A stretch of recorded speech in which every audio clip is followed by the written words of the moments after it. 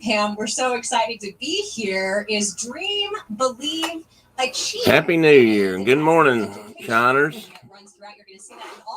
Thought I'd come on again this morning and share a little coffee with those who may have had a little too much fun last night, or maybe just didn't want to get up this morning. And so far, it looks like nobody has, which is not entirely unexpected. We're going to be taking you behind the scenes to show you what goes on in the making of these floats. But we started off the week like the Rose Parade started, with horses. And in the background, I've got horses are in the spotlight today, just as they were in Rose Parade festivities going on. And I don't know if somebody might have just popped in. Well, let's see who that might be. It's a surprise visitor. Surprise to me. Don't be shy. Say hi. Oh, that rhymed. I'm a poet and I didn't know it. Eve, my feet are Longfellows. Get it? Longfellows. I tell that all the time. Most people don't get it.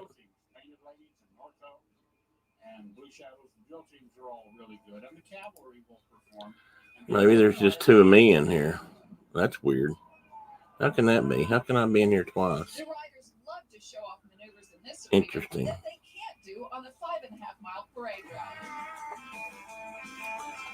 Well, let's see if I can make a third person. Make a third Tim. Dean! My friend. You're not shy, Dean. I know you're not shy. Welcome in. Happy New Year, buddy. You may be my sole visitor today. It's another one of those Saturday mornings when I don't know if I expect anybody. I just, come on, drink some coffee and help people blow away their hangovers if they have one. Happy New Year, William the Unknown. Shout out. Do we by any chance know you as another name?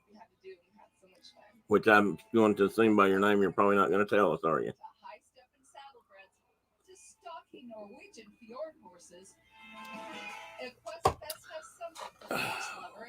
Dean, you got plans this morning? I hope. Are you getting ready to go into work this morning? I hope you're off, but I know how that goes, so you may not be. Uncas, welcome in, Marcus. Happy New Year, Cherie. Mark, I sent you an email if you're interested.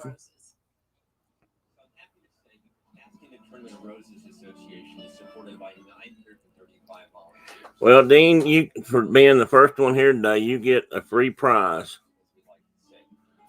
I'm going to honor you with one of my special, top secret spy guards, webcam spy guard, handmade with your own. You can ask to have any name put on it you'd like. Spy Guard by Tim Pruitt. Oh, good. Come here, buddy. Where you at? Teddy. Oh, there. You want to come up? Come here. You're on a shirt break.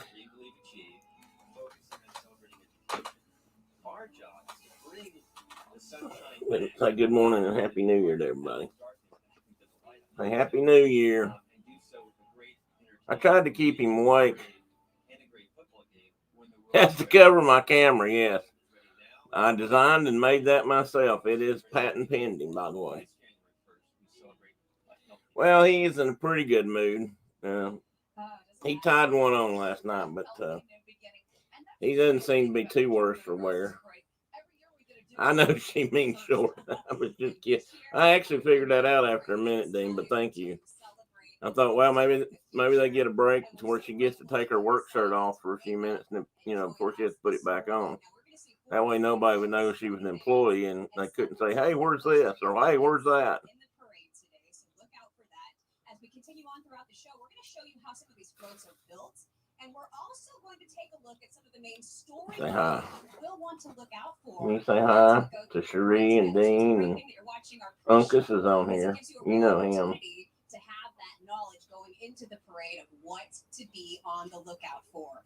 Now, something that we're excited about. What do you hear? We have a float in this year's parade in partnership with Mutual of Omaha's Wild Kingdom.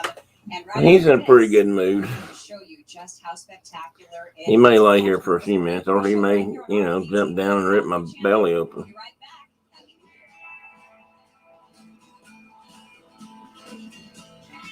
Well, see, there you go. It is a shirt break, Dean. See, I told you. Just as the lioness looks after her cub. Call me the autocorrectors. Yeah, well, that's kind of true. Cherie said hello. You want to say good morning to Cherie? Ranch life is animals. We feed the world. And that's what we're doing on this ranch. These cattle are here for So, Uncas, how's your weather out there today? around how I can take care of these animals. And it doesn't matter if it's 10 below zero or if it's 80 above. Oh, I thought I would tell you it's going to get almost as cold here this weekend as it is in your place. It's supposed to get down to 25 here. Real freeze out. You don't become the official partner of NASCAR if you aren't the Then you set corrected, Dean. Use unique formula with emu oil offers relief when you're training to win. Works fast and you won't stink. An official partner of NASCAR. Now you can stay connected with the shows you love with Dish Outdoors. Yeah, he wanted me to pick him up a little while ago and the show wasn't on. I told him he needed to stay awake, Cherie, so he wouldn't be so grumpy when it did start. But so he's -5.8 for a high today. Well, that's not bad. That's close to what we've got. It was 70 this morning when I turned on the TV weather. 70 on New Year's Day. That's ridiculous. How about that? That's probably about as warm as it is down your way, Dean. If it's 70 here, it surely must be a 90 to 100 down your way. I actually wouldn't totally disagree with that.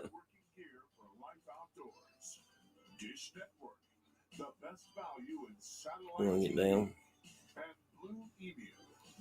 I think he saw a bird go by. I barely have my window cracked, the curtain.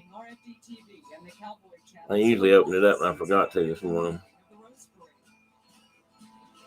Welcome to a scene You want to get down? of America's New Year celebration. Happy New Year to you at home. All right, he's gone.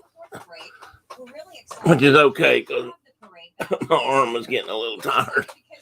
Damn, he's heavy. In partnership with Mutual of Omaha's Wild Kingdom. And Pam, Is that TV too loud? Is it interfering with what I'm saying, or too loud for you guys? Because I just had it on in the background because it was. Birds is good. Most birds anyway. Some birds not so much.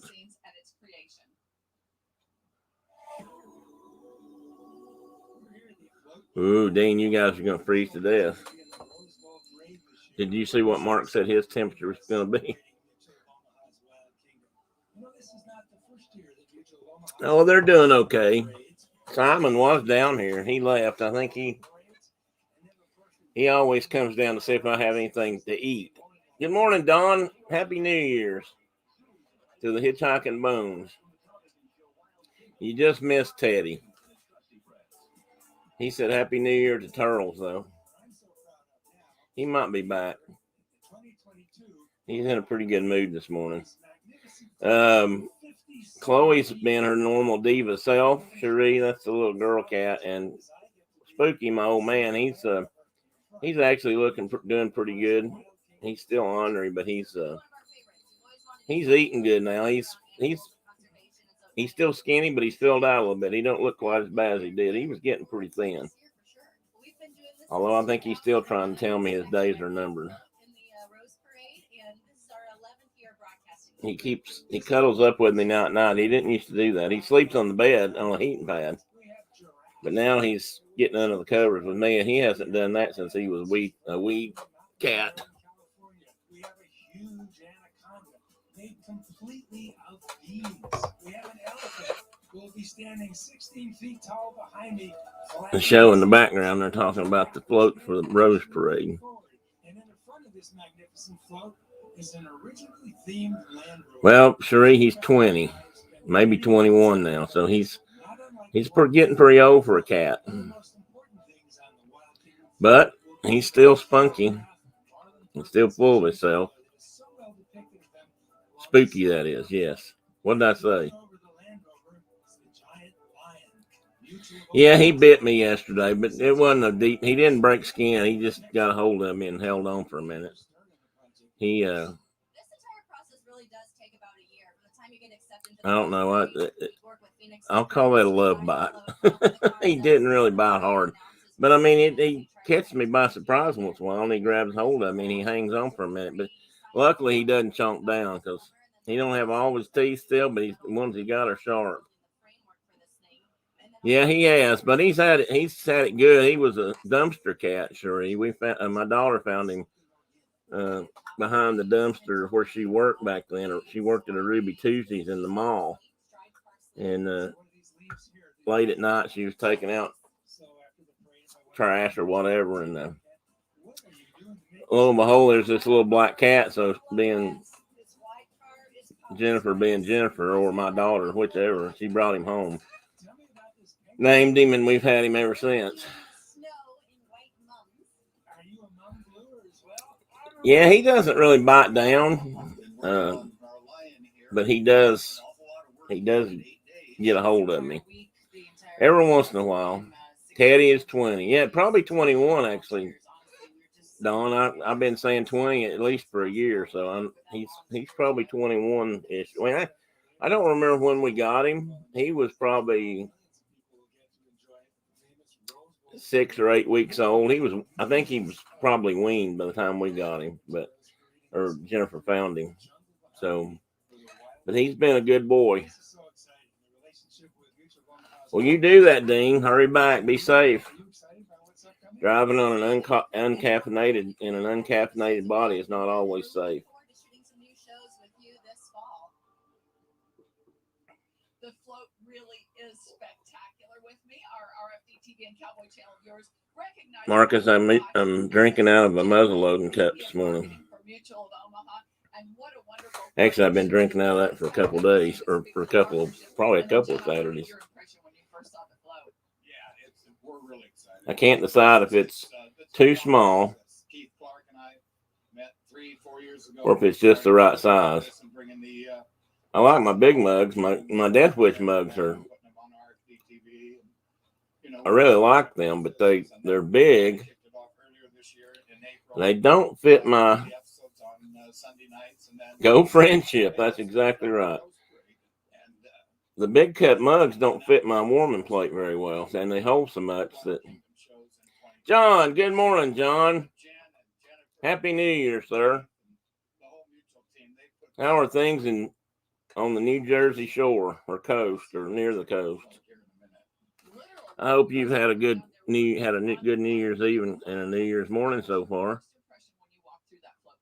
Oh wow, I was just blown away by the magnitude of it, the beautiful animals and the architecture and the design. Yeah, I think winter has set in up your way, Marcus. In a couple of hours. Well, and of course we heard all the stats on it. Is there any one part of it that is your favorite? I think the snake. I know you saw that. I know viewers saw that. The snake and the bead detail on that bean detail, right? I mean, it's all intricate beads and flowers, and I think the snake is just my favorite. It's just so detailed and just really, really stunning. Hats off to Phoenix. This is our 8th float. Oh, that's too bad, Cherie. We have a stray that comes around and hangs out here sometimes. Brenda, he's not really a stray. That's the weird thing. He actually belongs to somebody. He's chipped, and our neighbors took him to the vet and had him checked, and They took him home, but apparently the people that he lives with or supposed to live with don't care where he's at. They just let him go. So he's always around here. We're just thrilled about it. We knew we had a winner in our hands, and we were excited to see that this morning. So just the very top awards for the whole parade. So it's Oh no. artistic design and use of flowers. So Patrick mentioned about the new episodes. Talk a little bit more Sorry, about Mark, that's not this funny. company. oh wow, I mean this just really launches. I'm trying to think what BRCC stands We're for. working on a new program in affiliation with the RFD TV on conservation. So we're going to be working with different conservation partners, talking about some of the good going on. You'll in have the to tell animal me. kingdom, different types of conservation work to bring back animals off the endangered species list and to celebrate a lot of the great. Oh, okay, Sheree. So this is a great way to really highlight that work, kind of launch our 2022 plans, and really have everyone see what a great partnership we have with RFD and then what great work Wild Kingdom has coming. But not the kind that eats his liver. One more thing, I mean, in this era of social media where you measure all that and push it, this is going to be a chance for Mutual of Omaha and for Peter. We've written down the. When do you get your cups back, Mark? He's gonna really connect with the million. Oh, your Black Raffic. Okay. And he's gonna be able to see. I should have figured that out. There's Marlon Perkins, there's Jim Flower. It's going to be a terrific. Well, and you guys do such a great job of branding. We've got our Mutual of Omaha mugs up here that we can. Oh, you get it back today, huh? From a company standpoint, it's The not season is over. Everywhere I go, people say Sunday night they're too dark. Are you coming up or not? Like it used to be. We air 2 episodes every Sunday night. Now 8 o'clock Eastern, 7 o'clock Central Time. I mean, You coming up? could have taken these shows anywhere on any network. And He came back. they chose to bring them on RFD TV and a local Omaha company based. And again, it's just a terrific partnership. And we're trying to hold up our end of the bargain. Yeah, having that original time slot back on Sunday nights is just so special. It's just something people remember from their past, and being able to have that again has been great for the company and great for Wild Kingdom as well. Excuse me, guys. It's really got to re-energize you and your thoughts. It does. There's a bird. There's a warbler that some people call butterbutt. And the social media that we're able to get out of it is just twofold, and we're just thrilled to be in partnership. Well, and speaking of social media, we want to encourage you. That's true, John. On social media. The fish stay wet, so. Like RFD TV and like Mutual Omaha. Yeah, whatever their social media preference is. Normally That's handy. That's good thinking there, Uncas. We can still do that, but if you really want to help us out this year, get on social media and like us and tweet us and share it with friends. And Okay, I've got relatives, to friends and neighbors to do the same. We're really trying to amp up our social media presence. do this. Well, and we've been watching in the monitor out of the corner of my eye. I see that the float is actually. I got to remember that I'm the monitor in here today. Peter on it. We actually might do that, but I think we're gonna wrap this up and come back with you in just a little bit, and we'll talk more. Can about you open the window and use it for a shooting blind if you want to shoot the English sparrows? the making of the Tournament of Roses float in just a moment. Tina, good morning. Oh, there you are. Okay. Well, I just got spammed, sort of. I mean, I've seen that message going around lately. I'm not sure what it means, so thank you, Tina. Oh, that's too bad. Maybe you can set it in another window and you can shoot from behind it. Okay, Cherie, you have a good day. Oh, well, thank you, Tina. I appreciate that. Right, Patty. A proud participant in this year's Rose Parade. Harry, hardworking kid. Happy New Year, Tina. I forgot to tell you that. The best value in satellite TV and Blue Emu. Real science. Well, at least it works for the camera shooting, though. That's good, too. Are so very proud to announce a new 5-year agreement with the National High School Rodeo Association starting in 2022. Okay, John, explain this again. A fluke is a flounder. It's just wintertime flounder, right? Isn't that what you told me before? All good kids and dedicated parents that make up this great organization. It's going to be another great partnership revolutionizing Western sports. I should know these things, but most important network is here for you. I'm not a saltwater fish biologist. I'm a boat dock biologist. Market day reports and rural living news. Our team follows policy issues. And having saltwater in my area. With a dedicated bureau in Washington and guests joining us live from across the globe. News, markets, and Well, Mark, now he's almost qualified fish head. Watch Market Day Report and rural evening news each day. Sign up at watchrfdtv.com. And John, and the next question is there a size limit? At the grandstands here in Pasadena, California, as we prepare to kick off the 133rd tournament. Well, I know what BD stands for. What's the BDB?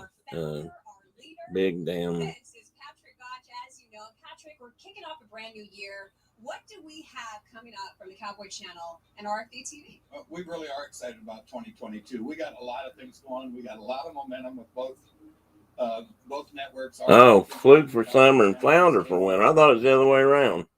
In Las Vegas with the NFL, Are they? Cowboy Channel's kicking out. Are they the same fish? I can't remember. 2022. The first thing that's going to happen, and people have felt this over the last couple of years, we are going to get our bill introduced. The Agricultural News and Rural Content Act is really getting traction now. We haven't really announced it yet. You and I will do a show soon. But Senator Cindy Hyde-Smith from Mississippi. I thought there was. From Minnesota, a Republican and a Democrat are going to introduce this bill in the Senate, and we're going to get it passed. I know both are flat. I knew that part. Again, between urban and rural America, it's really important. Cindy Hyde-Smith from Mississippi, I love her. Maybe they changed depths of water Secretary from the state of Mississippi for a reason. She is so much on board. Okay, Tina. She's calling me or texting me and saying, "Come on, let's get this going." So that's what we've needed for the last couple of years. But coming up next year, the Cowboy Channel, we're going to beat this COVID junk and kick it off. We're going to have a full year of rodeos, starting with Denver here in a week, Denver Stock Show and Rodeo, then on to Fort Worth, Uncas. San Antonio. Yes, they're very tasty. They are definitely one of my favorite fish to eat. 600 rodeos on the Cowboy Channel. Never been done before. This will be the first year we'll be able to put together Okay. full year rodeos. And then on RFD TV, I have a saltwater fish book here in my desk. I just haven't bothered to reach over and pull it out. Starting with Denver, Stock Show and Rodeo, then Fort Worth. Denver starts next week, Marcus. Farm shows covering the news and markets and Truly be the first live rodeo. from a rural perspective, Should be on TV. cultural perspective. Should be on your new special channel. Believe it or not, some really good sponsors. Thanks our broadcast today. A dog. Omaha, thanks to Dish Network. The Rose Bowl parade starts here and one at 11 o'clock. No, yeah, 11 o'clock. They're doing pre-Rose Bowl stuff on the Cowboy Channel and the RFD channel because they're talking about the horses in the parade and history of horses in the parade and that kind of stuff. And about how they build some of the floats, which has always amazed me anyway. We're going to improve programming. We got some new programs coming up in 2022. We're here to stay.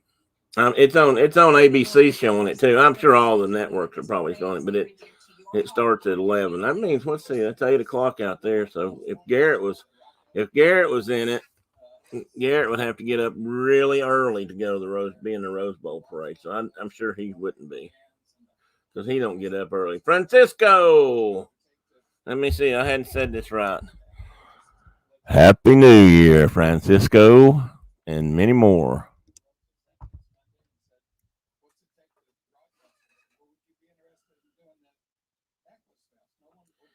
You too, sir. You have a great Saturday and Sunday and the rest of the year. As they say, the rest is this. I'm so proud of you and everybody in that truck. Thank you. Hi, Pam. Good morning. Good to see you. Happy New Year. Oh, yeah. Wouldn't that be? I've never caught one of those things, a small or large. And I bet the shape of them looks to me like it'd be could be a very hard fight. I mean, I don't know, Mark, Uncas, have you caught them? Small or large? And speaking of the bands, Christina had a chance to go to Band Fest, and we're going to have that coverage when we come back. Yes, 8 o'clock. 8 o'clock West Coast time. Anybody stay up last night to see how long Monarchs were on? I was up at. I know they were still on at 1 a.m. because I turned them on for a minute. I hadn't quite fallen asleep, and they were wishing Central Time Happy New Year, and I don't know if they made it to Mountain and then Pacific or not. Of course, for them it wasn't that late. The best value in satellite TV and Blue Emu, real science branded relief. Wow. They get really big up there, don't they, Uncas? Halibut, I mean, not just moose. That's a lot of fish. Enough to equal a moose. That was good eating for a long time. Oh man, one of the best fish dinners I ever had was some kind of a stuffed flounder. I don't know if it had crab meat in it or what was in it, but man, that was good.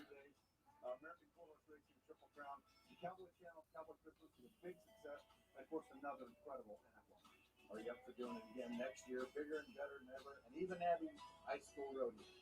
And I'll take a couple weeks off. I think we could do so they were up till 3 o'clock our time. Yeah, I didn't make it that long. I was tired. I've been pretty wore out this week. They've worked me hard at therapy. Join us, won't you, folks? God bless you and your family. Happy New Year, everyone. Where else can you hear hooves thundering? Oh my goodness. Where else can you get close? That means they were up till like 6 a.m. our time. I was laughing about that because I said Elena said something about being on till then, and I said, well, I might wake up and say hi or Happy New Year's. But I didn't think they'd stay on that long. I guess I should have checked in on them this morning. I'm sure I had to get up and go to the bathroom about 6. At least I usually do. Welcome back to Pasadena, California. We're about 32 minutes from the start of the parade. You know, later this morning, you'll see thousands of marching band members, and they'll enjoy an experience of a lifetime. Yeah, I said he didn't put any marks on me, but that almost looks like fang. Each one of them has a unique story. He might have. Those look like fang marks right there. To showcase their talents in the parade. Every year, the participants are invited to perform in the Rose Parade. Marching bands are able to appear into a 2-day field show in front of a live audience. This year, we are getting a real treat. It's a little rainy, but the show will go on. Welcome to Band Fest. I think those guys have to get out like the high school kids and stuff when they're in the Rose Parade. I think they have to be there like 5 a.m. or maybe even before that to start getting lined up to be ready at 8, which is pretty early for high school kids in California. So, I mean, they've left from here and gone out there. I'm sure jet lag plays into that somehow.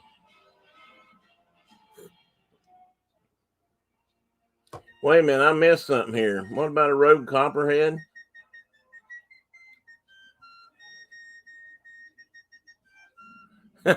Well, then I've had mine, Uncas, because I've had it. I might be done, but fang marks. You got to have a vampire. No, I'm about decided that when the cat got me yesterday, he did break the skin. I see. That's got to be what that is. They're too well spaced. You probably can't see them. There's 2 right here, and then there's 2 on the other side of my wrist right there. I could have a rogue copperhead, but it would only have 2 fang marks. I guess he could have bit me twice. Mark and I caught a big copperhead one time out in middle of West Tennessee, laying between the lakes. And it was kind of weird because it was really long. It was almost 48 inches, if I recall, which is long for a copperhead, but it wasn't that big around. They usually get really big. Ooh, a fer de lance. No, I'd be dead by now, probably. Tina's got to go let the dog in or the others out.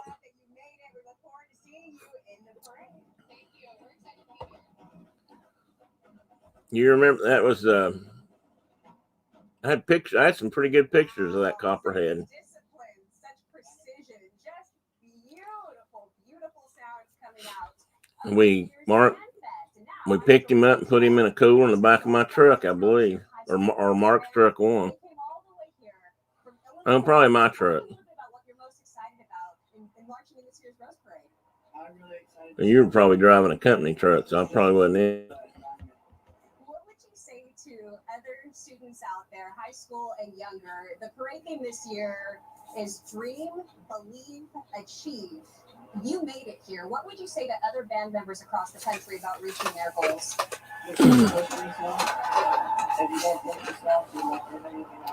And once again, as you can see, I don't have my work table covered up today. I've got stuff scattered. I worked like trying to put some more stuff in boxes and on my bookshelf. So my bookshelf, that bookshelf, which is really a magazine shelf, is almost done. And I've got a bookshelf over here that I've been working on, and I've got almost reorganized. I got a couple of Disney shelves over here, and I got some new Disney books over the other day for Christmas. Some that my kids had bid on. They're old Disney outdoor books that they wrote probably in the 50s or maybe 60s. And Kelly bought them for me at one of the auctions. She knew I'd probably like to have them on my shelf, so I have them on my shelf. Hound zombies. Do hound zombies like to eat people brains? I think if I had cat zombies, I'm pretty sure they'd eat every part of us if I had half a chance. Well, at least Teddy and Simon would. Wouldn't they, buddy? Wouldn't you, Wouldn't you? Hi, Dean. Did you find that elusive coffee? And countless examples of the bounty that makes America the breadbasket of the world. Raquel and Gatsby Gotch led the Hee-Haw Honeys dancing through the cornfields. Our TTV viewers know the commitment that Patrick Gotch has made to the FFA. The 2010 parade theme was... Oh, wow. I just found 2 Christmas cards that I didn't send. That's not good. Their address and everything. Well, I know why I probably didn't send that one, but I stamped it. Darn it, I shouldn't have done that. And the other one's going all the way out to Wyoming, so I should have mailed that a long time ago, huh?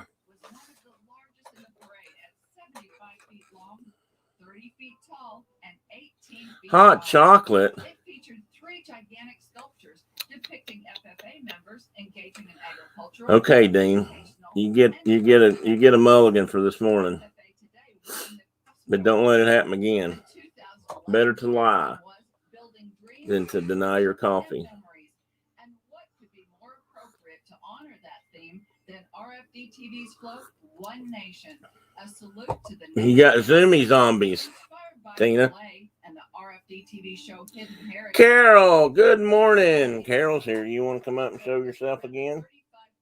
Your friend Carol's here. Hey.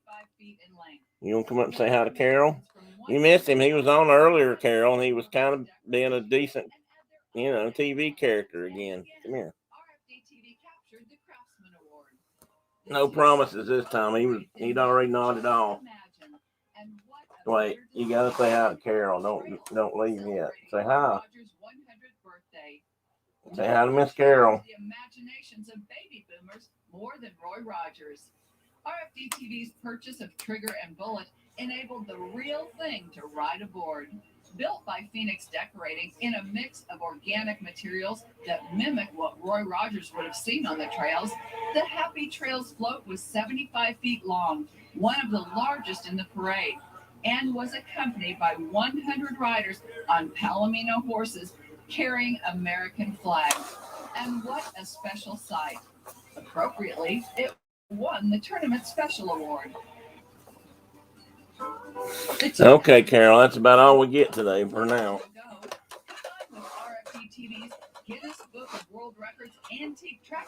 Yeah, Mark's got some of that snow too, John. The float was 2 parts. A gigantic green tractor with 12-foot tires, all covered with natural materials, pulled a field of wheat that featured a windmill, ears of corn, and 24-foot high stalks of wheat. The giant American flag was adorned with 30,000. Happy New Year, Carol. I missed that, so sorry I had to back up there for a minute. I was catching up on down the name of the dog, Mark. American agriculture and the farmers that feed the world won the tournament special award. In keeping with the 2014 theme, Dreams Come True, RFD TV's 6th float in the Rose Parade was titled You Make My Dreams Come True, and it was an ode to musician Daryl Hall. Oh, did you? How late did you stay up, Carol? Did you watch till they shut down this morning? The Hall & Oates hit You Make My Dreams Come True has been a mainstay in Somebody, Tina or somebody said they thought they might have been up till nearly Elena's time. Boudreaux Campbell. That's a big name for, I guess you need a long name for a dachshund, though. Serves as his studio for production of his television show. And this float was the grand finale. Or part dachshund. 25th Rose Parade. I'm still curious to see what he looks like when he finishes growing. Parade was making a difference. And the Ag PhD float, salute to farmers, focused on today's farmer. Who makes a bigger difference in the world than farmers? Ag PhD, hosted by Darren and Brian Hefty, airs weekly on RFD TV. This float was also one of the largest in the parade, at 110 feet long and 30 feet high. In addition to tens of thousands of beautiful flowers on the tractor, combine, 6-foot dress. it also included seeds from hundreds of farmers. So you stayed up at least till they had their midnight then. I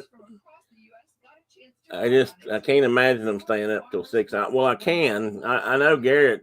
I've been up at 4 and 5 in the morning here, and he'd still be online. So I know he might have been, but I don't know. Surely the kids were in bed by then. Well, at least Gabe. He was going pretty strong. So I don't know if he ever winds down though. He may go like he may be the Energizer Bunny. Who doesn't like this? Well, if you don't like it, go ahead and be brave enough to hit. Well, I wonder if that's counting me because I probably hadn't clicked anything. Yeah, I'm only showing 7.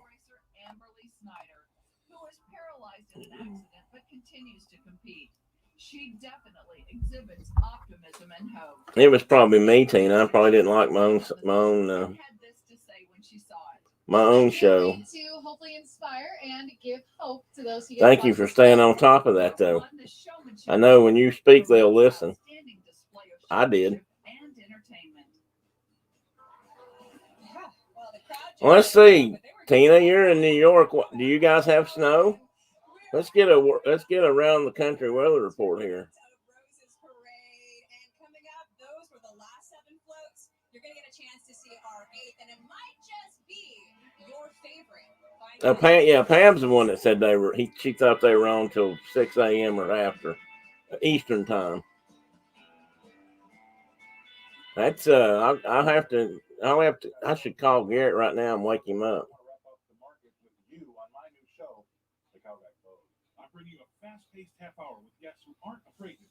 Rain and 43.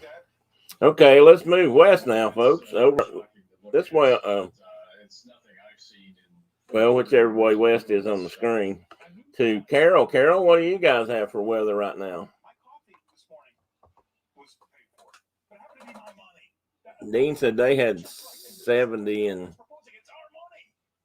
No, I don't remember. What did you say, Dean? Or Pam?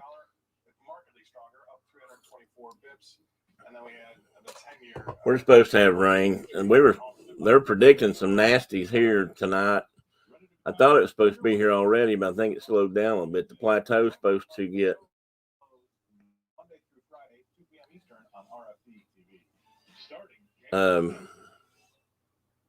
tornadoes and that kind of stuff on the plateau. They've got a lot of the state marked out for that possibility. I hope they're wrong about that one. On-demand content Current agriculture reports, news and weather, all tailored to your rural lifestyle. Plus, Yeah, collection of family-friendly shows. pretty sure Wyoming's the first place I ever saw snow fences along the interstate too. I think. I don't know. Did they have snow fences in anywhere in northern New Mexico, Mark? I can't remember.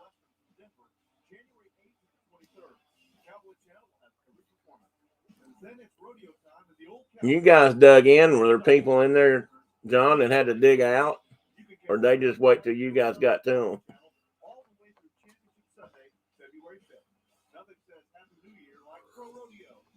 Well, you do know, John. Mark tells me that it snows on them, but then the wind blows it all over to Nebraska anyway. So Nebraska's kind of getting secondhand snow. Welcome back to our Rose Parade pre-show. Tell us what we're looking at here, Pam. Well, the process of making a float from concept to fully decorated takes almost a year, from framework to flowers, and we thought people would enjoy it. Well, when you showed me, Mark Uncas was over near the Nebraska border, if I'm not mistaken. The frame was made. At least that's what I've always said. Design comes about. The artist works on the design. It gets approved. Then the frame comes about. Then they start foaming it and foaming all the animals. Ah, okay. And then they mark what flower is going to go in which location on the float, or what natural material is going to cover, in our case, the elephant, the ostrich, and everything else. So this is just taking about 8 or 9 months of work and sending it to you in 30 seconds. How did you like that? Just so much work. A tremendous amount goes into each. Well, that's funny, John, because I just read what you typed the first time, and it sounded right, so I didn't even notice the different spelling there. Has inspired generations. We heard Patrick and Jen talk about just what it's done. Okay, Pam says it's 27 in Michigan. And how to care for animals and protect our animal kingdom. And she didn't mention the snow. Standing program with a look back.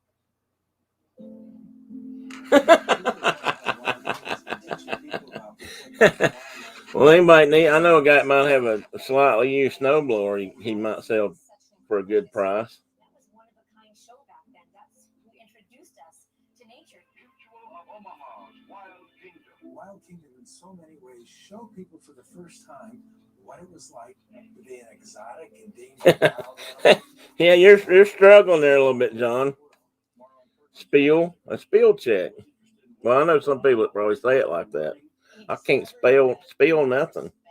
The natural world and the creatures in it, and you need to conserve it. Marlon had been part of a program from the Lincoln Park Zoo in Chicago called Zoo Parade. Oh wow, they've got the old Mutual of Omaha guy on. I can't think of his name now. What a way to start 2022. Yeah. My dad's efforts to communicate the wonders of the natural world to as many people as he could. And Marlon was always so very interested in Well, I'll have to work on that. I need to write that down as a note. I've got a whole list of stories written down. I gotta flush them out sometime, Uncle. I think I've got some in my. I think I've got some in here noted up already. They were looking for someone to be a partner on the program. My dad had heard about Jim because Jim had captured a harpy eagle.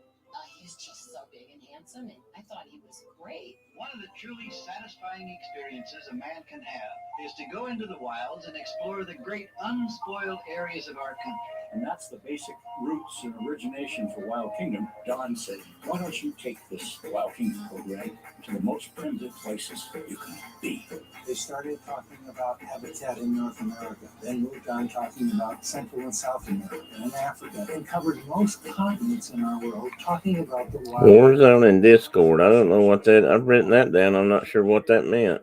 Some shows are in the Arctic where we used to go. Other times you're in Africa. Then you're in the third world, like Papua New Guinea, Indonesia, and places like this. And that made this very, very involving and very exciting. I can remember growing up with that. I can remember their adventures. Watching Marlon Perkins on a black and white TV with my father in the early 70s. Got 2 secretaries and 3 telephones. So like Marlon Perkins is chasing me in the savannah. Well, I'll have to find my notepad here and write that one down, Uncas, because I don't seem to have that list handy. Everybody watched as a family, and it was a really good show, and that's what brought families together. I remember watching. What was it Marty used to say? Uncas, run, antelope, run. You were born. Wasn't he the one that said that? You were born to run. Oh, he's not. Marlon Perkins, yes. That's who I was trying to think of a minute ago. He's got to go feed his hounds now, Tina. He only has one. Well, I don't know about that. I mean, I guess Boudreaux's probably a hound. Well, he's half hound, half working dog. Or herding dog, whatever they call him now. He does have a Vizsla, but that's a bird dog. So I don't know if he's got any real hounds or not. I loved American Sportsman, John. It was only on in the wintertime. I loved Kurt Gowdy's voice when he would narrate the stories on American Sportsman. I just used to look forward to that every year. Yachty, Happy New Year, Yachty. Good to see you, my friend. I hope Santa blessed you with many, many new purses, and I can't even think of the name of them. Oh, wow. I'm sorry. I apologize for my lack of memory there. It'll pop in my head in just a minute.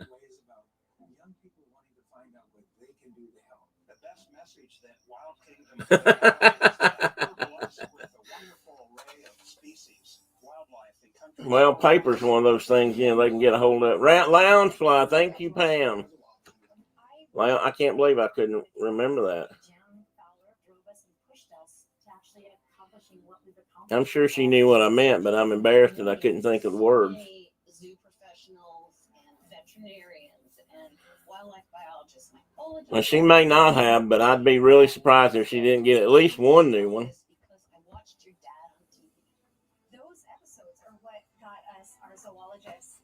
I don't know who posted it the other day, but somebody posted a whole wall full of loungeflies on the wall. And it reminds me of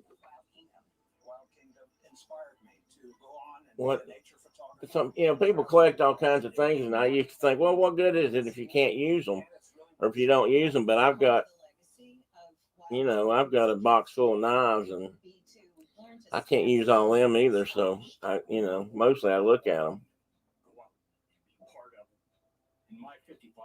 Oh, a D&B. Now that's a Dune and Booney or something like that.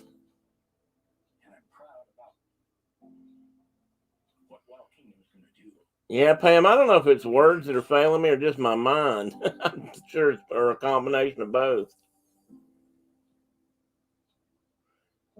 Wow, you did get some Doonies. Loungeflies and Doonies. Oh, my goodness. We have a float in partnership with RFD TV that will be moving right down the boulevard later this morning. When we come back, we're going to take you inside the float barns and show you how masterful these decorations. Oh, I've seen you using yours, Yachty. I know. I mean, I'm sure most people do. My daughter has a Louis Vuitton habit. She likes their purses and some other accessories. And my son-in-law on that side of the family thinks she's probably nuts. Well, sometimes I do too, but that's her thing. So I have my things too, so I certainly can't belittle that.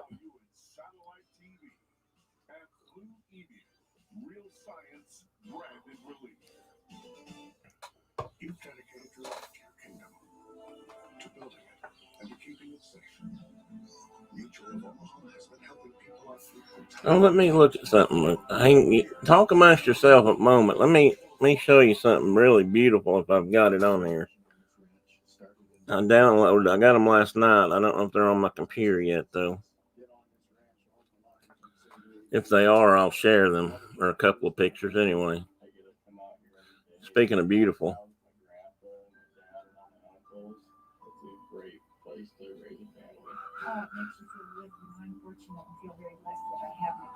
Yeah. Because that's what life's about, is your family.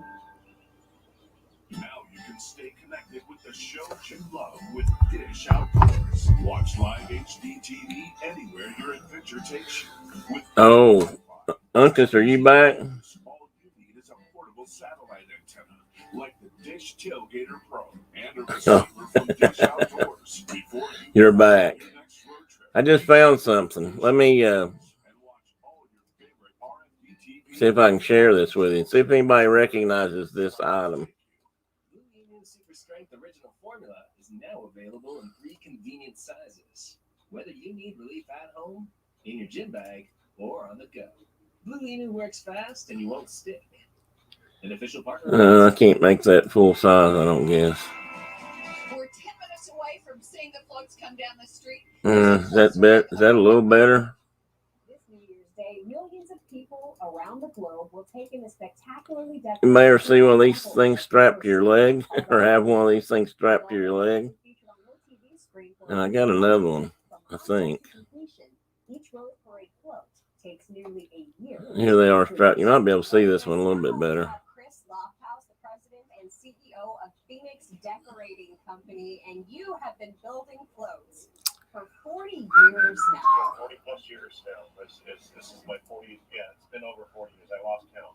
You know what's so outstanding about your story is I don't know if I can't make it any bigger. Sorry. But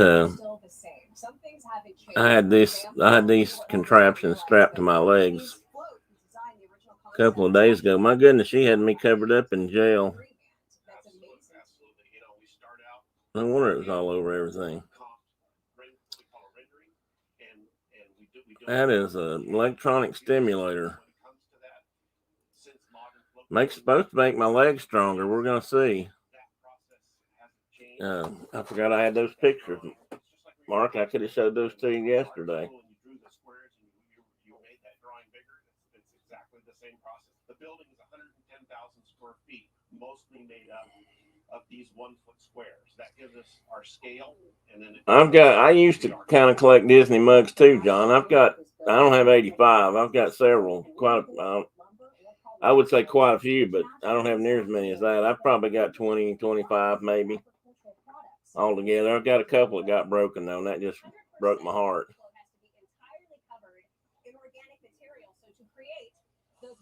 Wait a minute, what did you have? Oh, you had one of those strapped to your shoulders. Oh, I bet that was pleasant.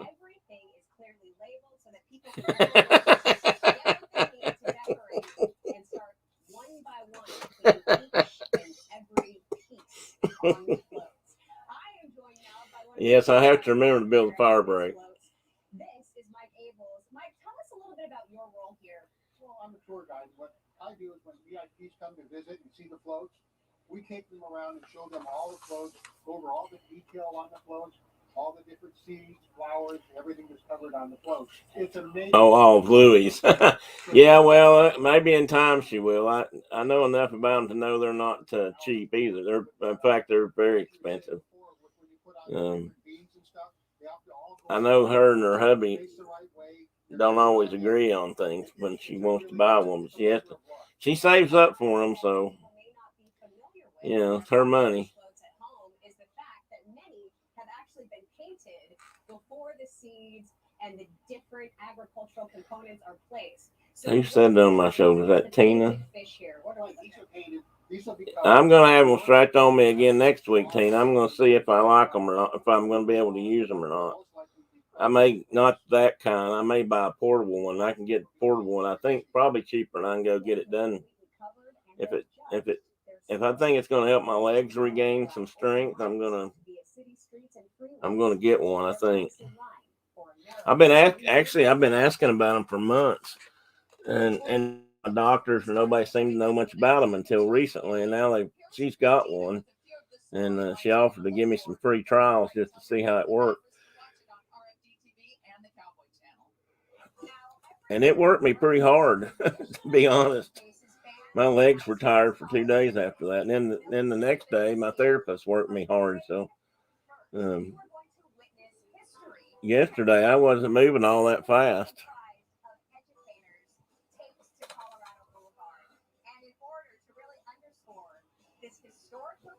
Well, I kind of tend to agree there, Tina. I drink out of mine, too, for the most part. I've got one, though, I've kind of stopped drinking out of. I had one I got years ago from Dixie Landings, when it was still Dixie Landings. And it kind of seems like it's faded some, so it probably got through the dishwasher too many times or something.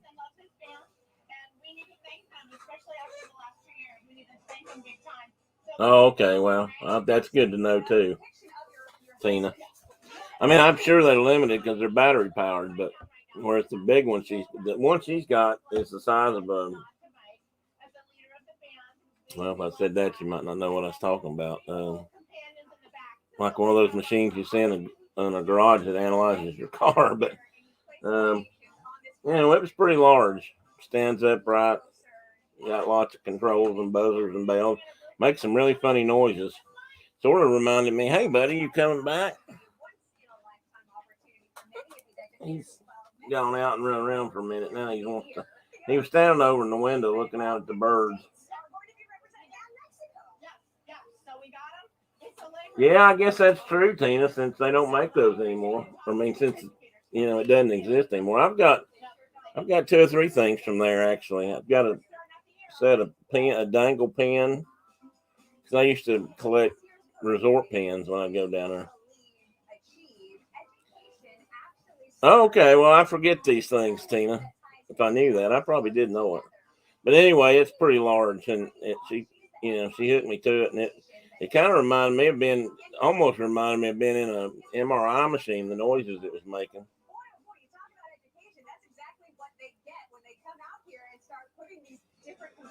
They weren't as loud as the MRI, but it still made noise. He had me on it for an hour. I laid in there and had her turn the lights off, and I listened to a book on my phone. So that was, that part was pleasant enough. Helped me pass the time.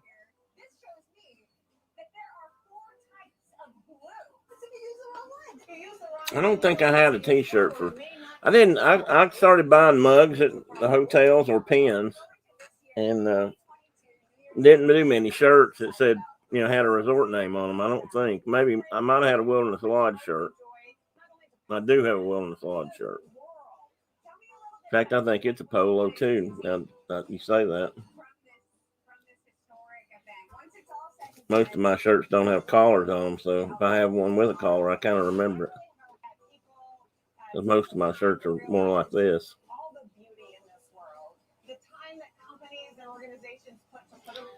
Tina's got another dog run. So what's anybody else getting into today? Carol, are you still out there? Hi, Simon. You want to come up and say hi? You want to come up and say good morning? Happy New Year?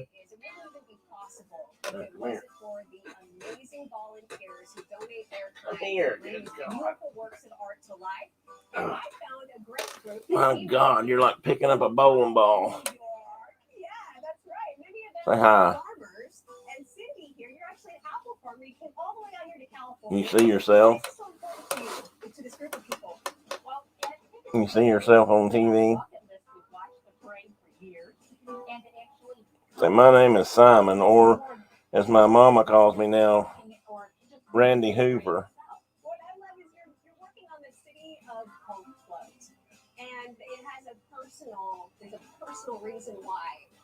I was trying to explain to somebody about his licking problem. Anybody else got a cat that does this when you scratch it? He just can't help himself. And the faster you do it, the harder he bites and licks.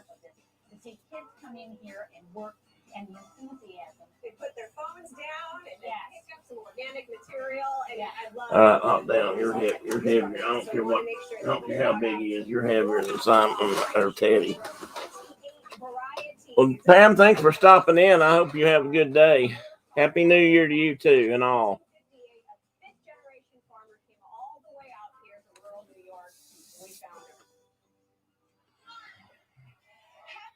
Well, it's 11 o'clock. It is time for the parade. If anybody else is interested in watching it, I'm not going to stay on too much longer today. It's since it is New Year's. Well, I stayed on 2 hours last year, and it was Christmas, though, didn't I? Well, I'll stay on a little bit longer.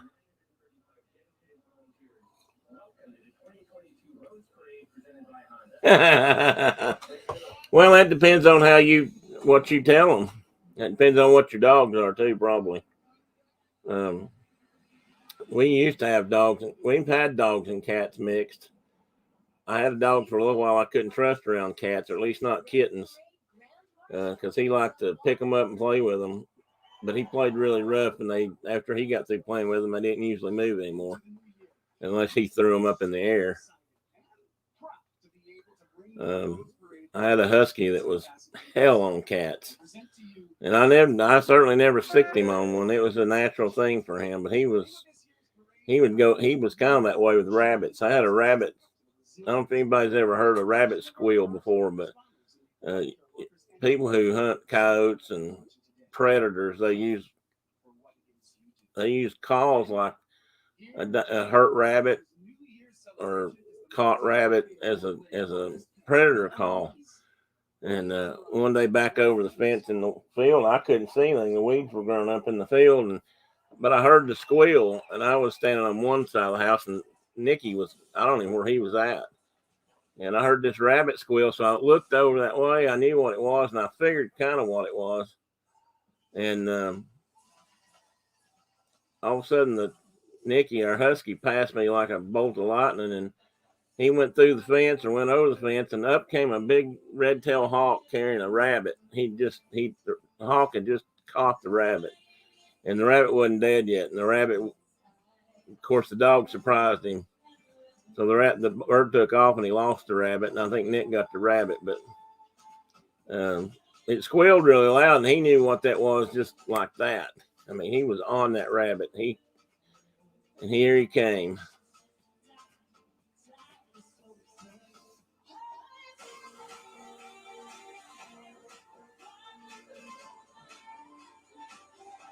I would watch him, John.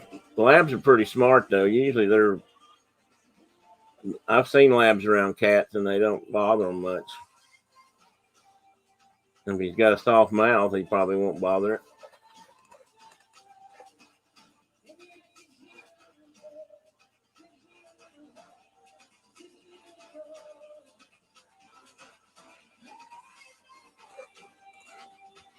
I wonder what the temperature is in Pasadena, California. Isn't that where the Rose Parade is? I bet it's not -8 or 5 or whatever Mark Uncle said it was earlier.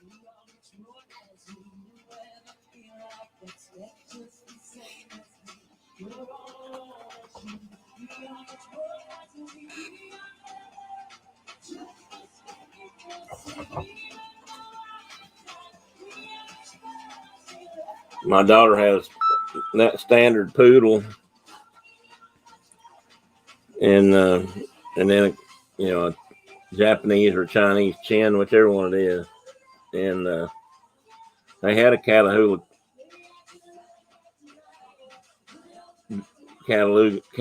hunting dog, a hound, a hog dog, whatever they call them.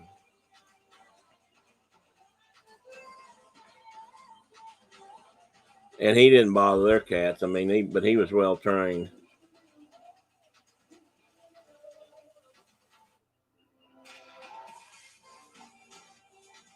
I also bet it'd be a really short parade, Mark, at that temperature. But Wyoming people are tough.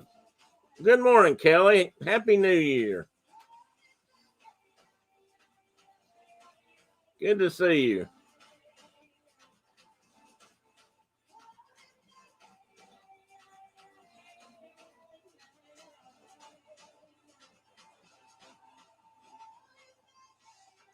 Well, good morning, Chuck. Glad to have you aboard.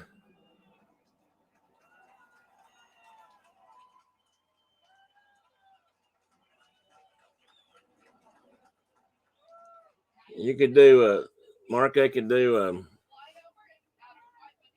everybody roll by in their 4-wheel drive pickups or something with their windows rolled up real tight, and then about 3 trucks, and everybody go back indoors. America's New Year celebration. Welcome to the 133rd Tournament of Roses Parade. We're going to see 43 floats, going to be our float, RFD, and the Mutual of Well, I guess that's true. It depends on the weather. This year, was it that cold this year, though? Because you had kind of a mild, sort of, I mean, it seemed like you had kind of a mild fall, early winter this year. A little bit. So definitely want to look out for that. You're also going to see not as much fantasy this year. You're going to see more realistic floats. We are excited. As you just saw, that was Leanne Rhymes performing. Also, we have Dion Warwick, who will be joining us. A worst frostbite competition. They call it polar bear's plunge, maybe. You could have a streak. You know, everybody runs naked and see who can go the furthest before they have to go indoors. It seems like they did something like that in Canada on the show. One of my favorite TV shows ever. They said they called it the Moose Run or something, and all the men ran naked. A polar bear parade, yeah, you could do that. That'd work, Tina. No, it's not changing a bit, Mark. You guys used to have winter in September. Now it don't come till wintertime. Or at least it didn't this year.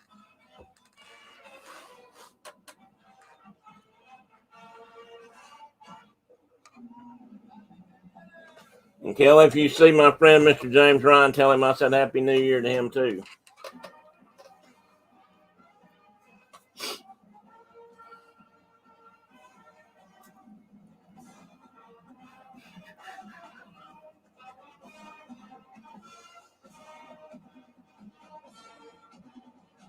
You ever participated in that, John?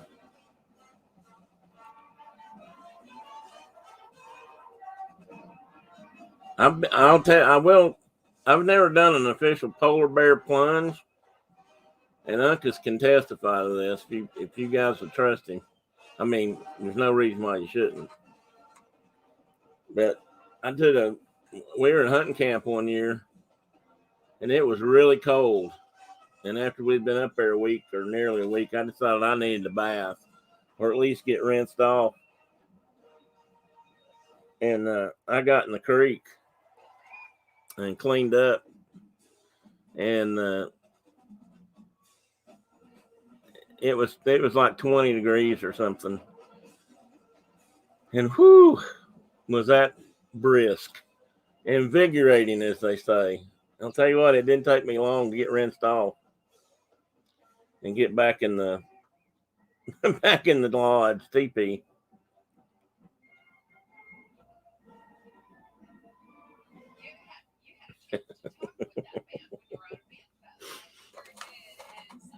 Yeah, well,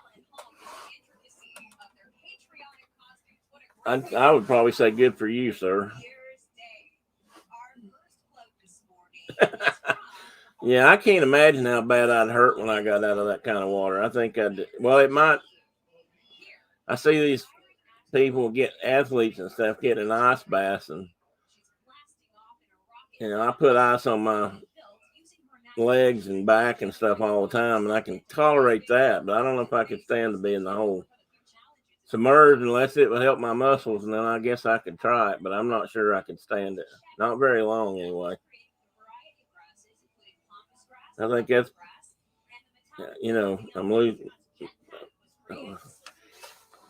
I'm getting too old for the mountains, uncas, losing my wind.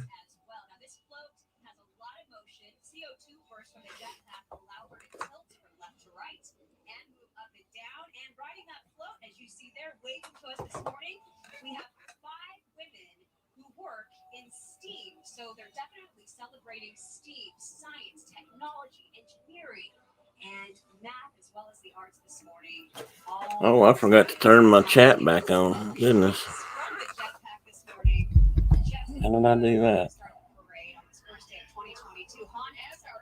There I am. From Sierra Madre, California. This is their 5th parade for the Arabian horses. You know, the Arabian horse breed traces its lineage to the deserts of Saudi Arabia. Well, you know, the Scandinavians do it all the time. They run out of their saunas and jump in the snow or jump in the lake or the river or whatever they've got, and then they run back into the sauna. And I kind of see how that would be invigorating and probably feel good, but I'm not so sure I can do it. Well, Carol, you're quite all right. Are you okay? As long as you're okay, I can live with it. Well, it's a lot of sauna close by, I think. Yeah, because you're not in the ice bath very long. I wouldn't be. Sweat lodges I can handle. I used to do that in the gym years ago. Was getting a steam room and then go get in the pool real quick, paddle around for a minute, and then go back to the steam room or sauna, whichever one they had, if they had it. That was kind of, it actually feels pretty good if you can, tolerate the cold.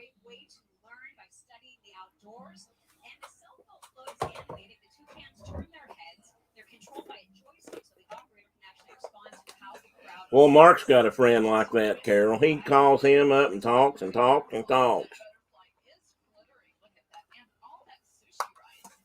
Mark's a nice guy, though. He rarely complains.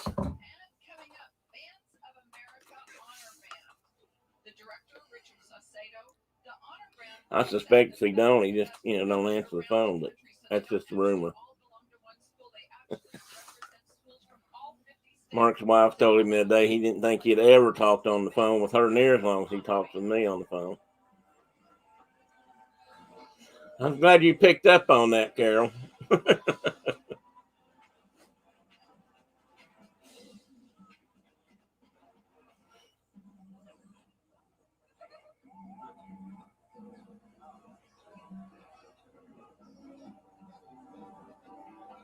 Oh, that's cool, Mark. I know they do, and I know there's quite a few hot springs in parts of New Mexico, too. I don't know if you told me about doing that when it was in the winter, if somebody else did. But you'll see them kind of along the highways and stuff. They'll be marked, or, a lot of times they'll rock them up so that you can set in them. Well, Thermopolis would be a good name for such a place. We used to have a hot springs not too far from here. I don't know if they still are hot or not.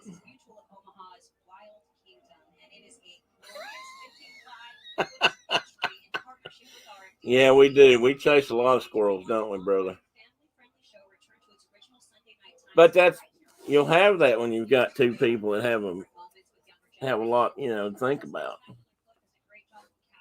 And, commonalities, things that spark memories from things we've done in the past or things we've thought about doing in the past.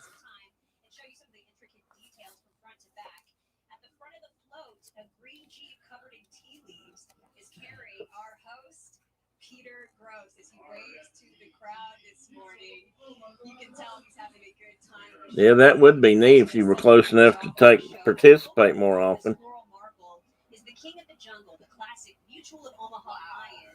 Hey, I was going to show a few Christmas cards I got. I don't know if I've got them all down here, but I'm going to show what I got in my hand. I got this one from a Patreon, somebody I support on. Hey, good morning, Pearl. Happy New Year. I was just getting ready to show a few Christmas cards. I got this one from sort of a history, World War I related website that I've been watching for a couple years, I guess. And they kind of have a mascot, this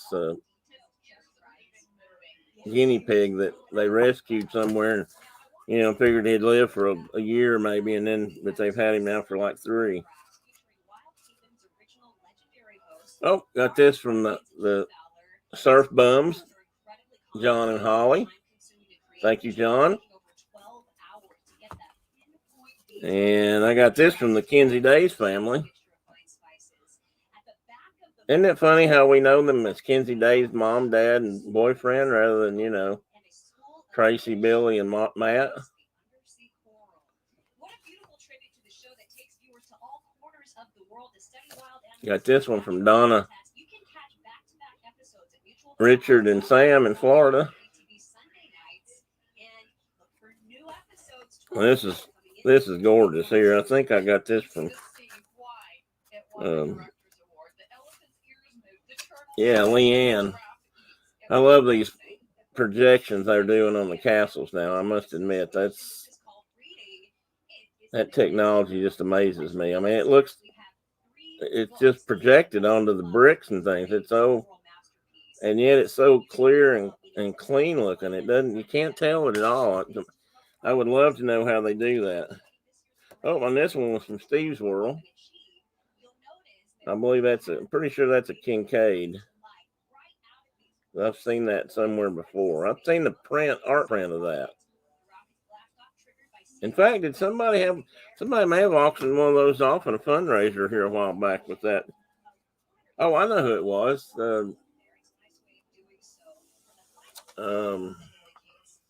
it was either Tina Marie. It was either not Tina Marie, but Tina Marie Minnie Mouse. The T-shirt. Her and Chris.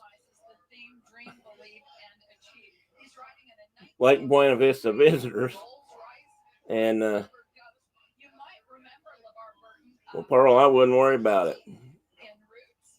I'm sure you thought about it. This is the first year we've sent out any in forever and a day, and I didn't get them all sent out, so I've still got some laying here, and I didn't get mail, so I'm awful. But this is the first time we've done it in a long time.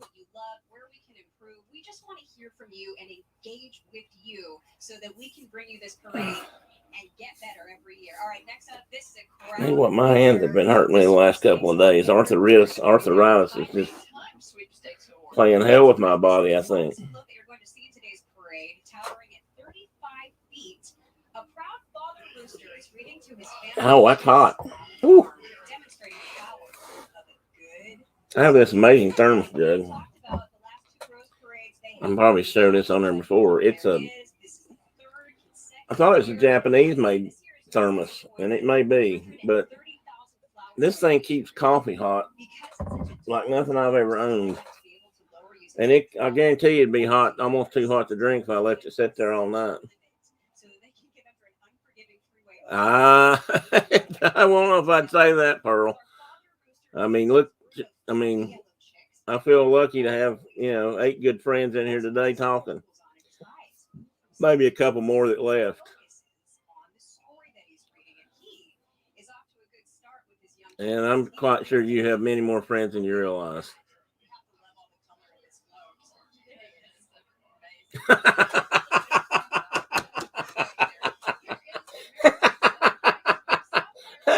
Sure.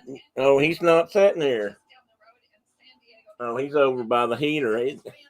It's 70 degrees and he's laying by the heater.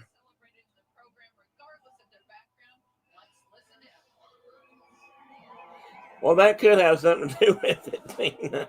Usually when I lose mine, I'm sitting on them or something.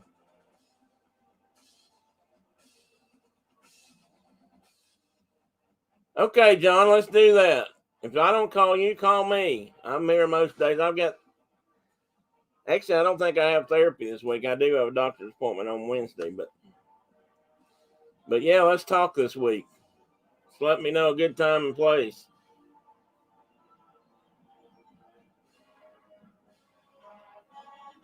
Happy New Year to you and Holly.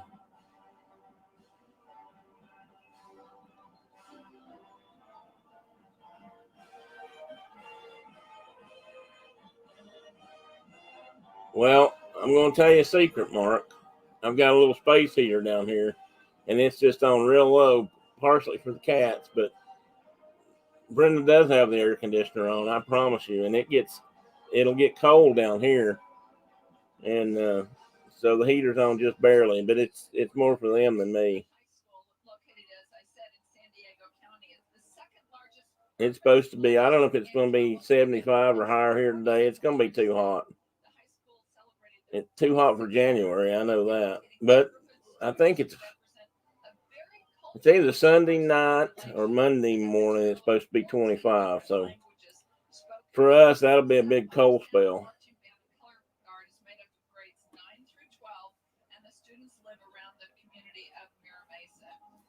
Out where Uncas is, it's, summer's on Tuesday and Wednesday this year, I believe. I saw on the almanac, and then the rest of the year it's supposed to be winter, but they had summer pretty much right up till. Oh wow, you guys had I don't know when you had first snows, and you might have had cooler weather, but you didn't have any super cold weather. I don't think.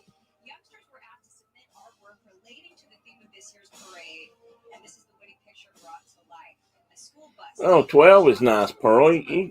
Now, where you are out there, what's a normal winter? I mean, do you guys get down that cold very often, or is that unusual?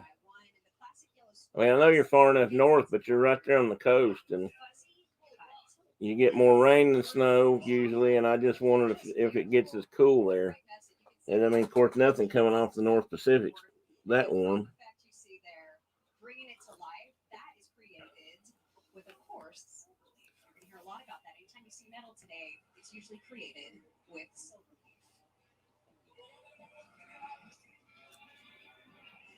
So we're doing weather forecasts all across the country now. We've got from Washington State across to Michigan to New York, Tennessee to Florida, Wyoming. Forgot Wyoming. Sorry, Mark. We have not heard from sunny California yet. Oh, no, Francisco was in here. Well, that's what I thought. For kind of, I mean, I'd consider that fairly mild for as far north as you guys are.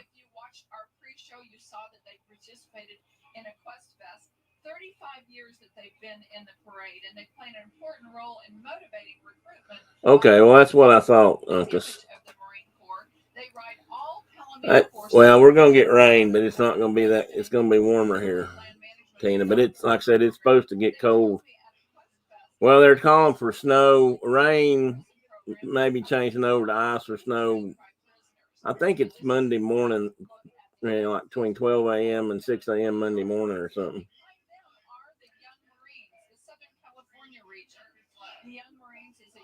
I knew you guys had gotten snow. I wondered about the ice. When I lived in Nashville, we got a lot more ice storms than we did snowstorms. And they were usually pretty bad. I mean, trees down everywhere. And I've got pictures somewhere. We had a tree in our backyard that the limbs were hanging plumb to the ground because it was so covered with ice one year. And man, is it nasty. You just can't drive in that stuff till it gets a chance to melt.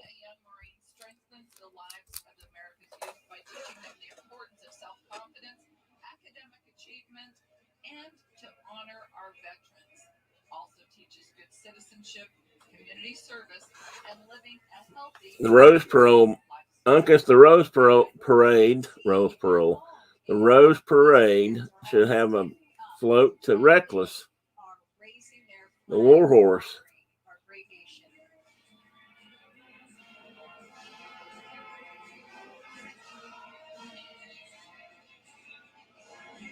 Well, I'm sure you'll be ready to break out when you can, Pearl.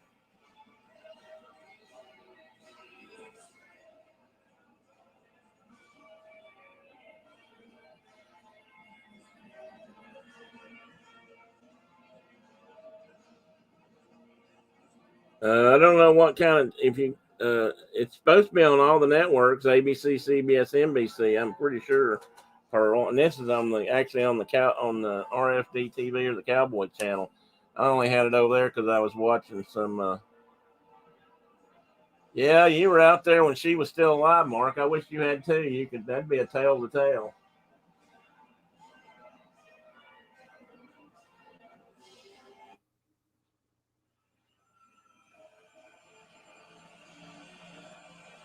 Yeah, it's definitely on ABC, Pearl. I don't know if you get any of those or not. Surely somebody's got it on the internet, though. I would think.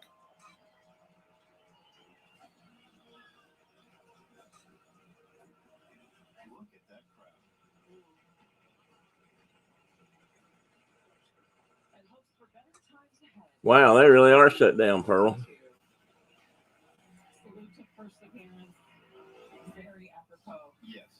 Now there is something we don't know exactly what it is. Something's happened on Colorado Boulevard. So the parade, as you can tell, no one's moving. Okay. And this is a live event. This is what happens. An overhead shot. Were we talking about breaking news before? We were. Some 500,000 in attendance on what is an absolutely glorious day in Pasadena as we continue to kick off the new year right here. The 2022 Rose Parade presented by Honda will continue. We do promise that after this message and a word from our ABC station.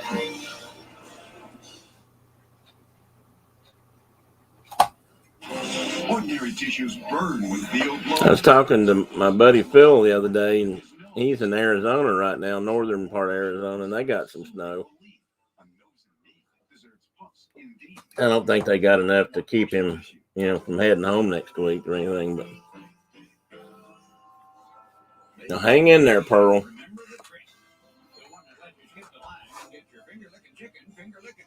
I know it's tough not being able to get out. Limited conversation. It's really hard to think this show is ending. Watching you all grow up has been the greatest joy of my life. We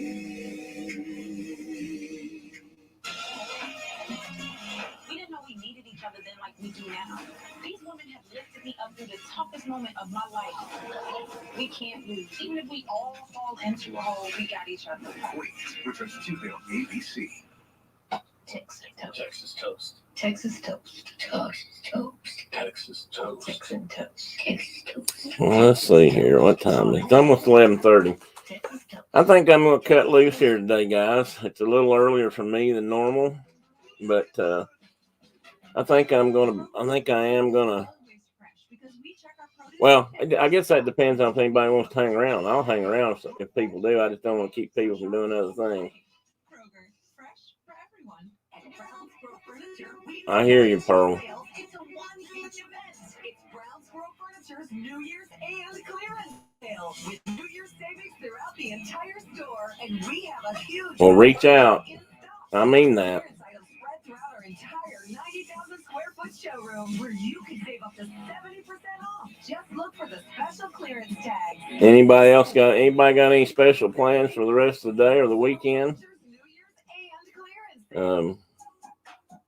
I think I'll probably just be here and watch a little football. Most likely, maybe read some. I'm probably gonna finish working on my room. I'm getting close. I don't have a whole lot more left to pack up.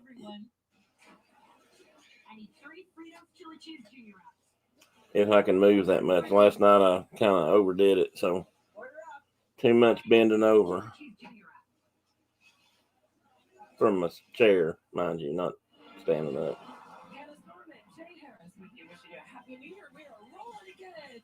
Jay with the Marine Corps West Coast Composite Band. Yes, 3 bands from 3 different Marine commands have the 3rd Marine Aircraft Wing Band, 1st Marine Division Band, and Marine Band San Diego. They come together to perform just once a year, January 1st in Pasadena at the Rose Parade. This is the very first song I learned as a child.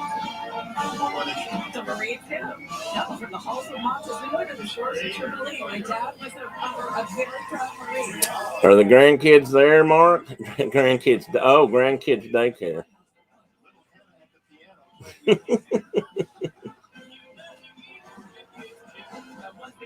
So I take it they can get out unless they're already there still. They were there the other day, or they've been there for a couple of days.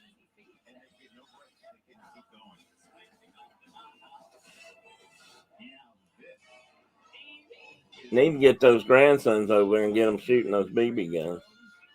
You won't be surprised Although that oldest one, I'm not sure about him yet. He might use it to whack the bull over the head. But if there was ever a parade float you want to hop onto and hang out, this would be the one.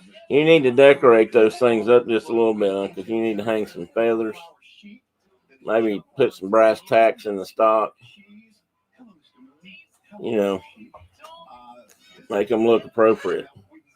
We were in the barn seeing them, watching them finish this. Well, do you still have screws to put in that saddle? Or you about got it? I'm going to try out my new tools today.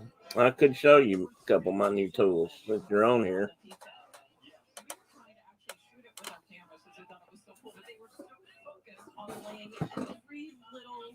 They had no idea the pizza oven was there. And that's the spirit of these volunteers. They're so caught up. They want to do such a good job on these floats, and you can see they've done a fantastic job. I got a couple of these things here. The mission is to complete the float.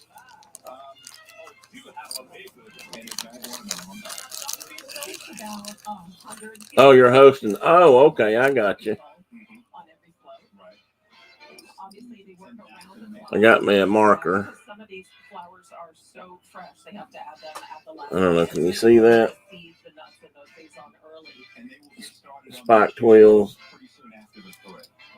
Yeah, they'll design them. They'll build the chassis underneath as you see the float making the turn. And it's got 1, 2, 3 spare or different space wheels with it. 4 actually. 2 wraps and a hoodie. Well, that's good. When are you going to deliver it?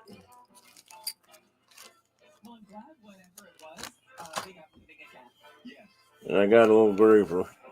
I had to get this groover. I got this groover because I couldn't find one like you've got.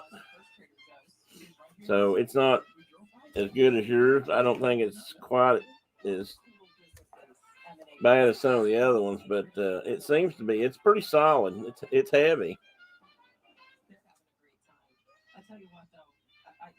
It's got this bar is adjustable by 2 screws here, and 1 screw here. That adjusts the bit in and out.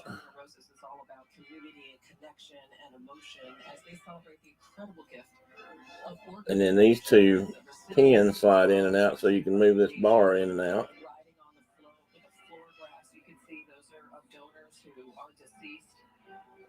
So I've used it a little bit. It works, so it'll do what I need to do.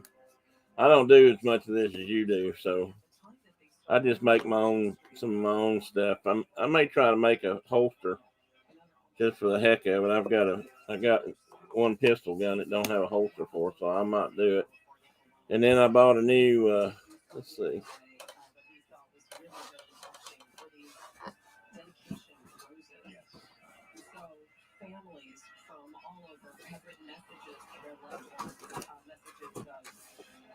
Oh.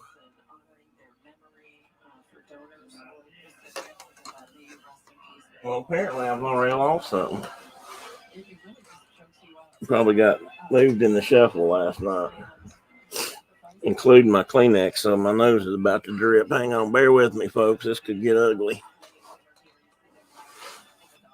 And it really hits you. I mean, watching this, when we got to go to the float barn to see this, and they were inserting the roses, and everyone has a message. So many people impacted. Yeah, there's 16,000 of them on this float. You see the faces, the floor graphs. Those are donors of all ages, and they're actually decorated with album families. They start decorating them, then they mail the floor graph to the family if they should so choose. They help to finish. Well, anyway, I got a trimmer or an edger. And it's in a container here somewhere. Right here it is. You know, if it'd been a snake, I'd been dead. This is it. It cuts good. It's not. I'd like to have one of those like you showed me. Bissonette. I think that would cut easier, but this cuts pretty good. So It should be. It should work, and it's the number one size. I don't know if that means anything to you, but it might. This is supposed to be one of Tandy's, slightly more top of the line, if you will. Hey, Russ, good to see you this morning. I'm glad I hung around. Hadn't seen you in a while. Good morning. Happy New Year.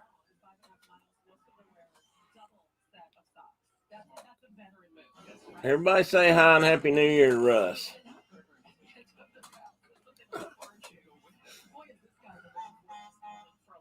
This is the president of the Tournament of Roses, Dr. Robert Miller, because the cancellation of the 2021 Rose Parade. He became the first Tournament of Roses president to serve a 2-year term in nearly 90 years. A lifelong educator among his many accomplishments. One of his duties is to visit the hometowns of these bands and help them fundraise, which was really tough this year because students were struggling to rehearse. You guys give me an opinion. I'm going to show you something. Real testament to perseverance, not only on his part to pull this off this year, but also to help raise money to do so. The theme, Dream, Believe. I have something here that's kind of a prized possession in some ways, but it's not quite as, I can't use it too much anymore. So what would anybody think about having something like this? It's digital. It's not the old dial style. But I don't have a landline anymore. And I've thought about selling it. And I've also thought about drawing names some morning on a Saturday morning and giving it away. If anybody was really interested in such a thing. Oh, it works perfectly fine. It's just, Brenda thought I should do something with it because we don't have a landline. I'm prone to keep it because I keep everything. But I don't know if it's, I don't know that it's a collector's item per se, but, I don't know. I guess they still make them. We used to use it all the time. But like I said, I don't know any place took it up anymore. So if I did that, would that stir up any interest? Would anybody want it?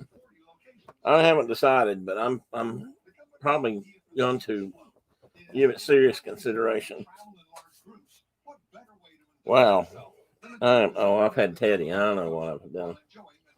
I forgot I held him on my new clean shirt. That's why it's got cat hair all over it. I can send it to you. Well, you never know. I might could if I drew your name out of the hat or the whiskey jar.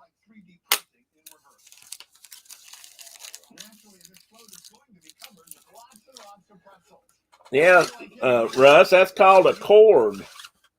And then here's another really strange thing, and this wasn't on there, so you probably didn't see it or realize it, but there's another cord that actually plugs into the wall, and it's not a charger. It doesn't have a charger, so you never have to worry about charging it up. But you can't take it in your car either.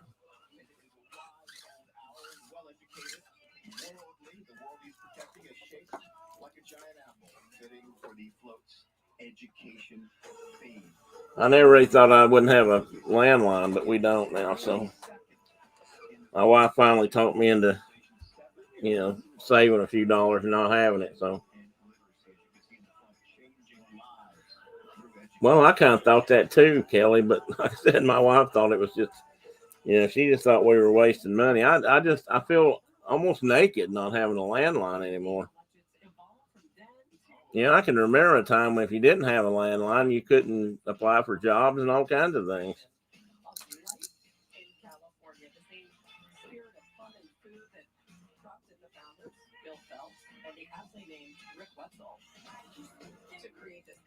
Cheers. I just took a whole handful of pills with my coffee. Never knew if that helped or hurt. People usually give me funny looks for doing it. I could plug it into the wall. I have a plug-in right over there behind my couch, but it doesn't go anywhere.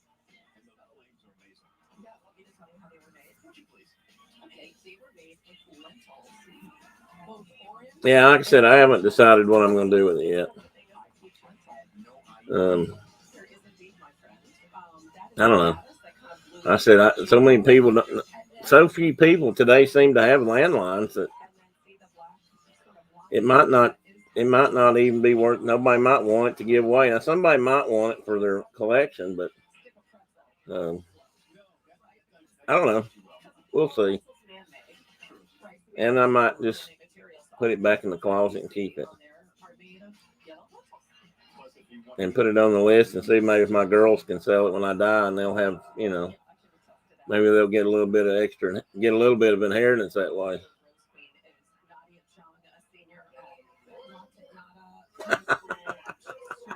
That was a big deal, Russ. I remember too. I can still remember party lines. I bet there's a few people in here that do remember party lines, and then there's some people that wouldn't have a clue what you're talking about.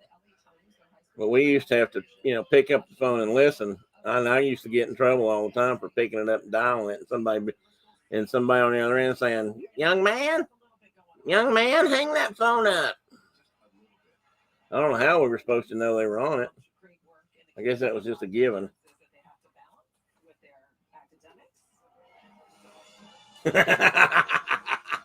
We could write a theme. That's a good idea.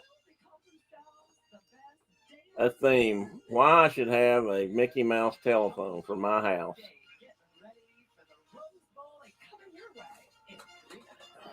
I want a Red Ryder BB gun for Christmas with a compass and a thing in the stock that tells time. A blue steel beauty shooting down ducks on the wing. Carol's a school teacher, Mark. Which means she should be, that would be justice there, Carol. You'd have to write a thing.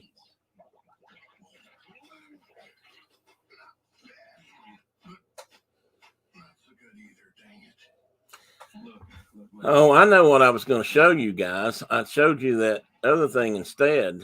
Let me see if these pictures are here yet. I got pictures last night of something absolutely gorgeous.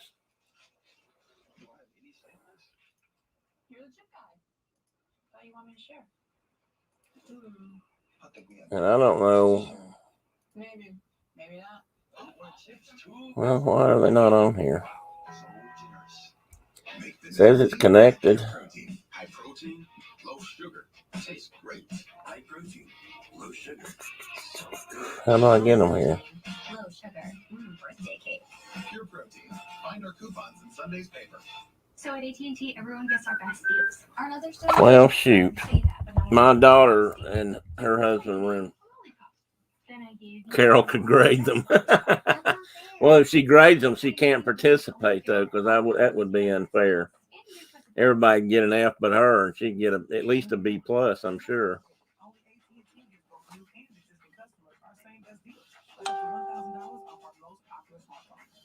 Oh. This is, well, not yet. Mark, I think I tried to send you pictures of this last night. I don't know if they came through, but I'll try to show you a picture or two here. All right, see if you can see this, if anybody can tell.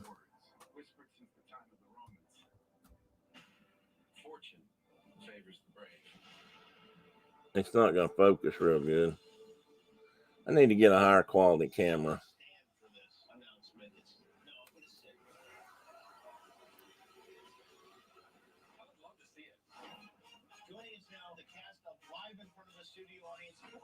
Most likely to curse on the air, Kevin. The detail is amazing.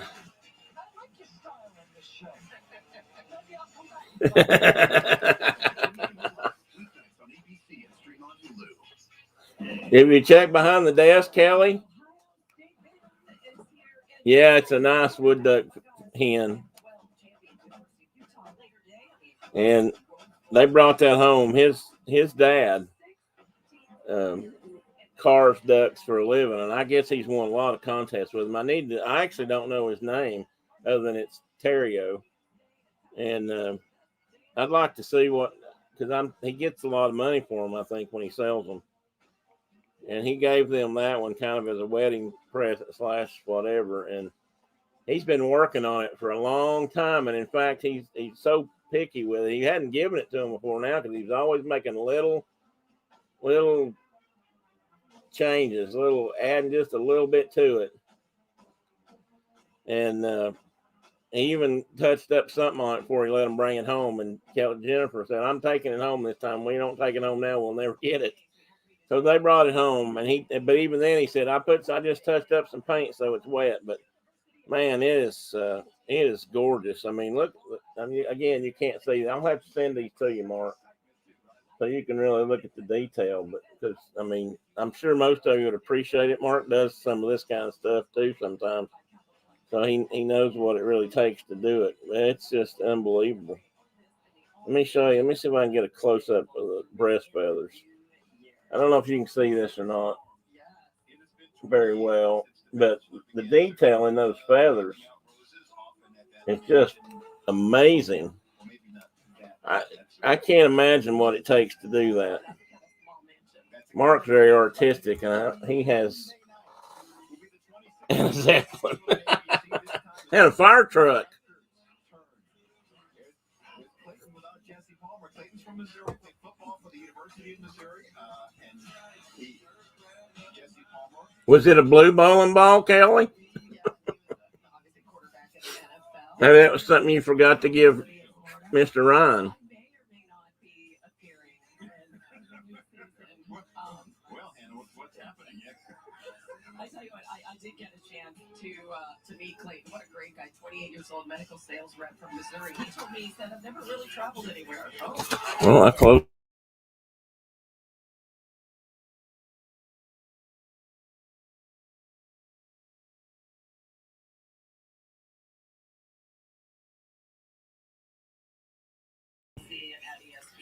For some reason I was muted.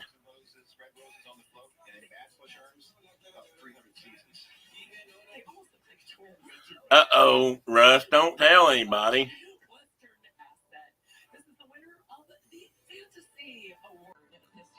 Well, I mean, I could show tail too, but that'd probably be even worse. I got a really good hind shot here to show the detail. I mean, look, check out this for tail.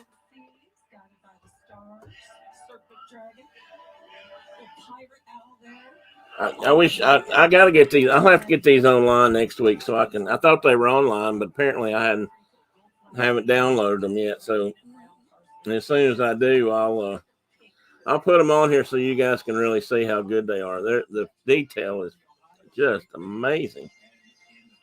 Yeah. And Mark, I think I sent some to you last night in the email. So if you check your email today, you may see 2 or 3 of them. I didn't put a whole bunch of them in there. When it's game time, everyone's got a favorite number. Whichever number you go with, you'll get free delivery this Saturday. I wish it was Carol. I wish it was mine. Maybe I can get my daughter to will it to me if I can outlive her. Well, I doubt that. Her husband probably. I'd like to know. Like I said, I'd like to know if I'd like to see some of his other work. I've seen. Oops.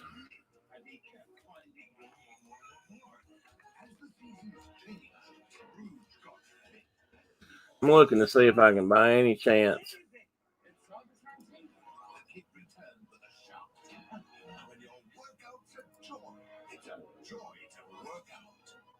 Welcome to Allstate. We've just lowered. Oh, this guy's in Canada or New York. I need to find out his name so I can look and see if he's got, stuff that might be listed online that he sold. I know I've seen a couple of his ducks. I had the pictures of it might have been a wood duck male here a while back that they'd sent me, or when they were down there one time they took, and it was gorgeous. I think that was a wood duck. Now I can't remember for sure, but Mark, I may have showed those to you, and I don't.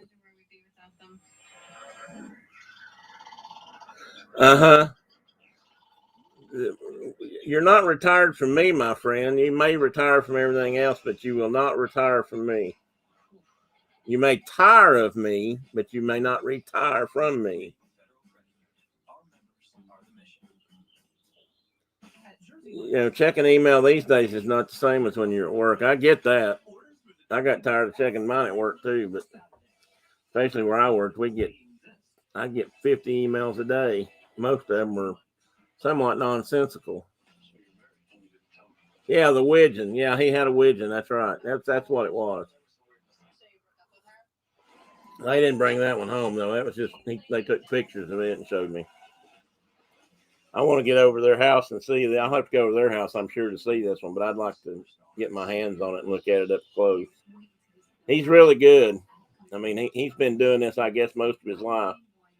I mean, they said that he thinks he's worked on this one off and on for 30 years, and I suspect he's carved it, and then over the years he's refined it just when he looks at it and sees something he didn't like, and you know, that kind of stuff. I'm sure it didn't take him the full 30 to carve the duck, but he's just kept, you know, detailing it and fine-tuning it and probably adding feather details and stuff in just whenever he wasn't working on something else. He's won several contests down in Louisiana, they say. I'll have to get it, see if I can get his name from Jen. Already some pretty good LA memories. Came in here and beat USC this season. Their first appearance in the Rose Bowl. That may take a while. It's early Saturday morning. She may not answer me unless she's working or something.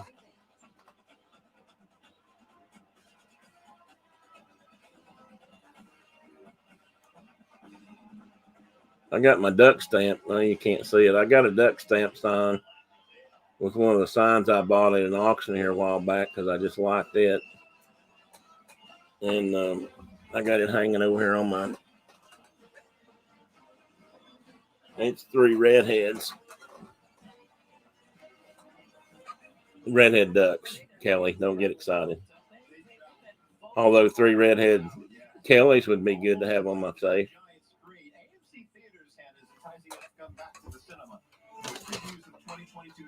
Some comfy chairs and 2 giant bags of popcorn. John Neighbor was chilling on that float a little earlier. The centerpiece of this float, that 28 feet tall, 28 feet wide, 11 feet tall. Anybody in here been to a movie lately? Just at the theater, I mean, not at home. And so I'm just curious. I keep hearing people talk about that. And I keep hearing about people, you know, return to the theaters to see movies. And some people are staying home to watch them on TV or, you know. Yes, you did hear redheads, Kelly. You didn't. I don't know if you heard it all or not. I said I had 3 redheads on my side of my safe back here, but yeah, the only thing that would be better than the 3 I have on here would be, you know, 3 Kellys, and that would be good. Let me grab this one, and I'll show you what I mean.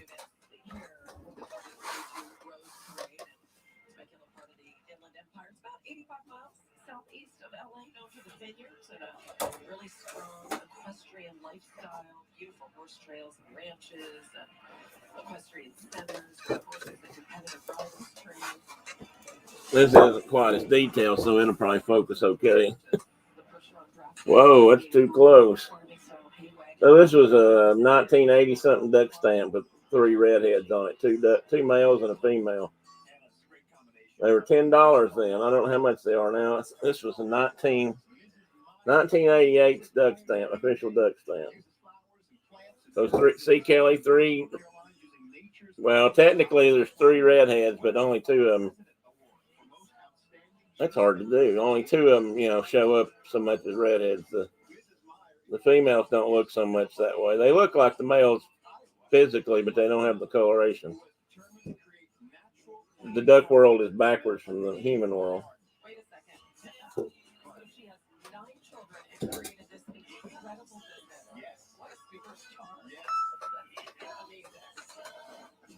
Well, we went to see something. A friend Phil and Brenda and I went to see Dune. Was the first thing I'd been to see in the theater in a long time. And I just wondered, you know, like I said, some people are staying home I think some people would just as soon watch them at home if they can stream them, and some people. I have mixed feelings about that. I don't do a lot of movies. Brenda would love to go to the theater all the time. She loves movies. Some movies I really like, most people probably don't care for. And then again, Brenda likes a lot of stuff I don't care for. So she's into zombies and ghouls and monsters and all that kind of stuff. And I ain't. But, I think some movies are just better on the big screen. And I'm really surprised at how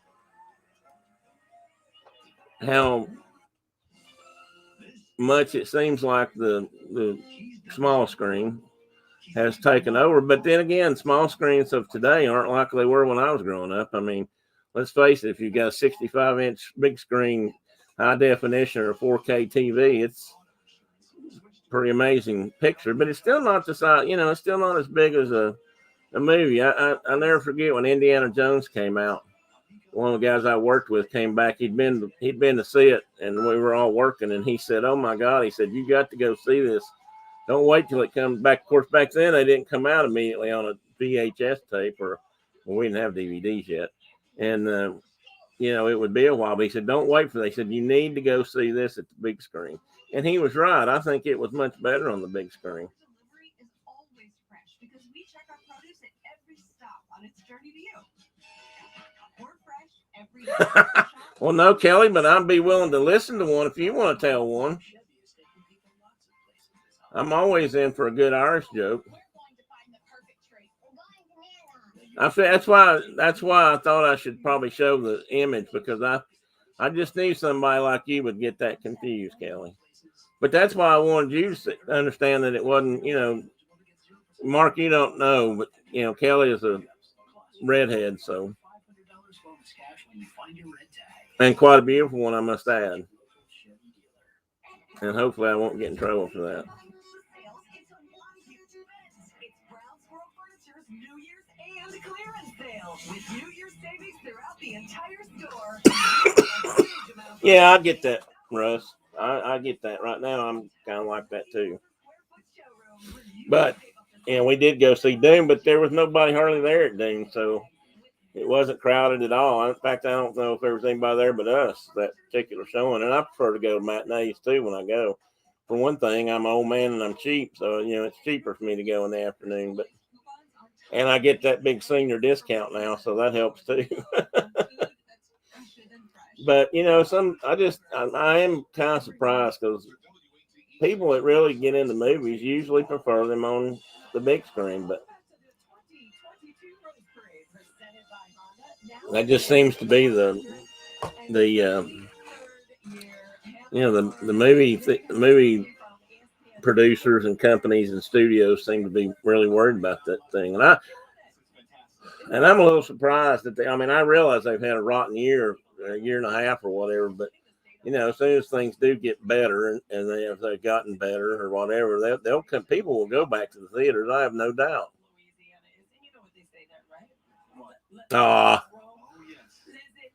Well, you blush. I'd like to see that. I bet that's even prettier. So there you go. We have some great music coming up. Yes. Right? We have coming up Lane Hardy. Hopefully coming up, yes, because they just told us in the air they haven't moved yet because it's a live parade, and that's what happens at a live parade. Yeah, Lane Hardy is coming up. He's on the way, right. With a great Season band. 17 American Idol winner. With a Hot 8 brass band, as we take a look at the floats turning the corner. So what has been your... I know, that's the bad part about going to the theaters, Russ. You're absolutely right there. My favorite of the day. I hadn't thought about the bathroom. That's a good point. And I can pause it at home if I need to go to the bathroom, and I can watch it closer to the bathroom than the one at the theater, and I don't have to walk so far. And honestly, my popcorn's cheaper. I'm not going to say my popcorn is better right now, but my popcorn is cheaper. We've all had to learn to be flexible. Yes. We have had to learn to persevere. Well, Mark, you might be right, because the Cowboys was going to... they were going to kind of, I think, focus on the horse flesh, for an obvious reason. I didn't watch all the rodeo yesterday. I recorded one last night. It was on There was a Pendleton round on last night from 2021 I was going to watch. Did I mention that next week Denver starts? First rodeo, first official rodeo of the year, I think. Points paying.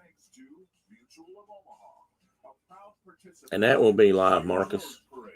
We'll have to talk about that some. The best value in satellite TV and Blue Emu, real science. I like it when they show first runs on RFD because I can get that on my cable has that on HD. I don't have Cowboy Channel on HD. Oh, do they? Where are they at today? Oh, they're in their first show used to be in New York, but it's not now. Is it in Sacramento or something?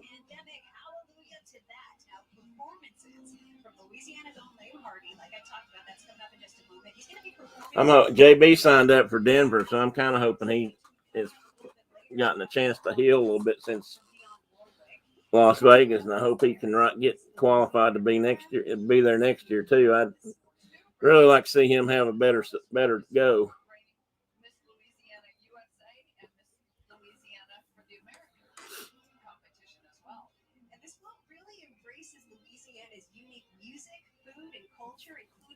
Largest festival in the world. You know what? Let me see here if I missed something. And the bad part about I'm back to the movie thing for a minute. The bad part about that $30, Russ, at least half of that is for popcorn and a Coke if you get such things. I mean, around here, going to the movie is cheaper than buying refreshments if you don't sneak them in your purse. Music, and the outdoors. Here to feed your soul in our Mid-Parade Spectacular. Our 19 Entertainment Buena Vista Records recording artist, Lane Hardy, and the Grammy-nominated Hot 8 Brass Band, performing a brand new rendition of Born on the Bayou.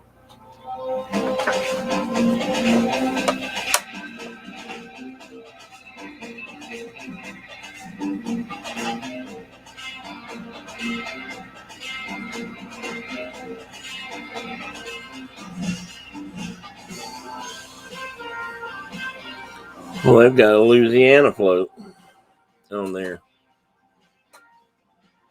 I'm not monetized, so I shouldn't get done for having music on, I don't think.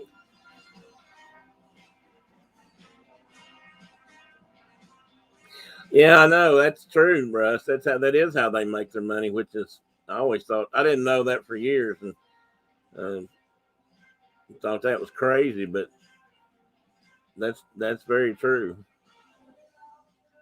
I mean, you can sell a lot of Coke and popcorn for $20.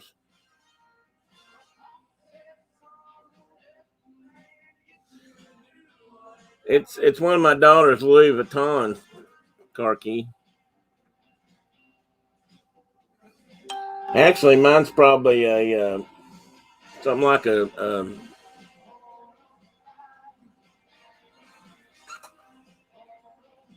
where is mine? I carry a purse. Sort of. And I can't see it. Mine's like an American Eagle or something. Mine, unfortunately, won't hold much, so I have to take Brenda.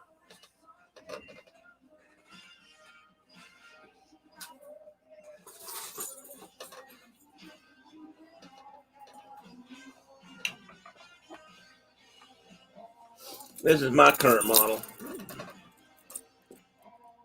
And as you can see, I can put some Thin Mints or some, M&Ms in here, but I can't get a 1750s haversack would be nice. I could use that. This one has room for other things, like that, or, that. But I couldn't get much popcorn in here. If I put popcorn in here, that's all it would hold. I actually need a new one. I bought this one and then got it because it looked nice. This one is called a Pro Case.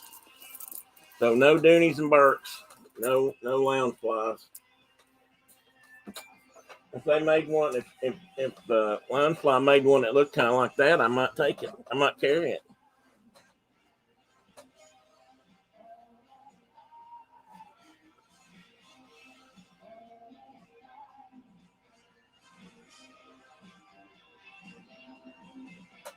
That's well, bolstered work too, I thought, Carol. I tell you what got me back in the,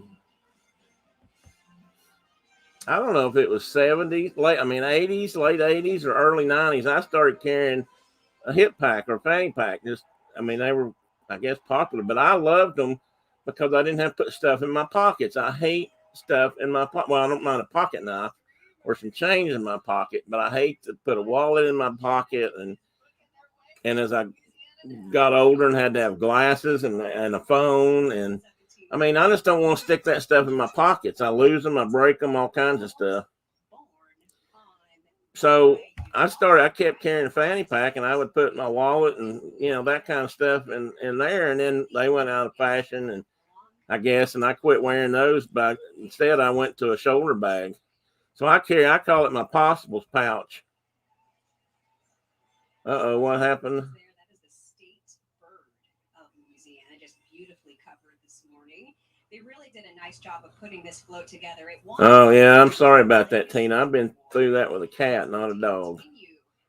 We had a cat for a while that we actually gave fluid injections every day, subcutaneous injections. I couldn't find a contact named only actually gave. Okay, get off there. What is that on my phone? I want you to hang up. Stupid phone. Well, Mark and I were having a conversation today, and we had something weird happen.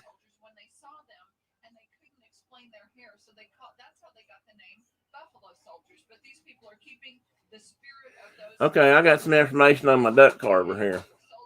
I got his name, which I won't put on here right now, just for his, I don't have his permission, but my daughter says he's won best in show and world competitions a few times, and he's entering a Canada Goose this year in a show. So that'd be a big carving. No, it's detail, mate. Well, it'd be probably every bit as detailed. It doesn't have as much color and stuff as some of the other, but.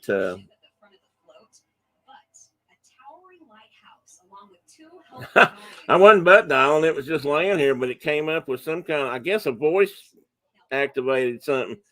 Mark and I were on the phone the other day, and we got this message about texting, and I can't even tell you what all it said. And I think it cut us off. And then my phone had that come up every time I'd open it for a couple of days, and I finally figured out how I could turn it off. I still don't know what it was. But I have butt dialed a few times in my life. They believe that all young people should have the chance to dream, believe, and achieve. And this is the Arcadia Apache Marching Band and Color Guard from Arcadia, California, under the direction of Kevin Sherrill and Tom. Tupelo gun. I missed that. 45 strong. They've participated in 17 Tournament of Roses parades. Their group has, dating back to 1956. Listen in to the Arcadia Apache Marching Band. Yeah, when they quit eating, they're usually in trouble. So anyway, I've been carrying a shoulder pouch, what I call a possibles bag or hunting pouch, for years with that stuff in it. Oh, for the Canada Goose carving, yeah. Oh, yeah. Right, Mark. I know what you mean now. Duh, it went right over my head this morning. Let me see if I can pull up.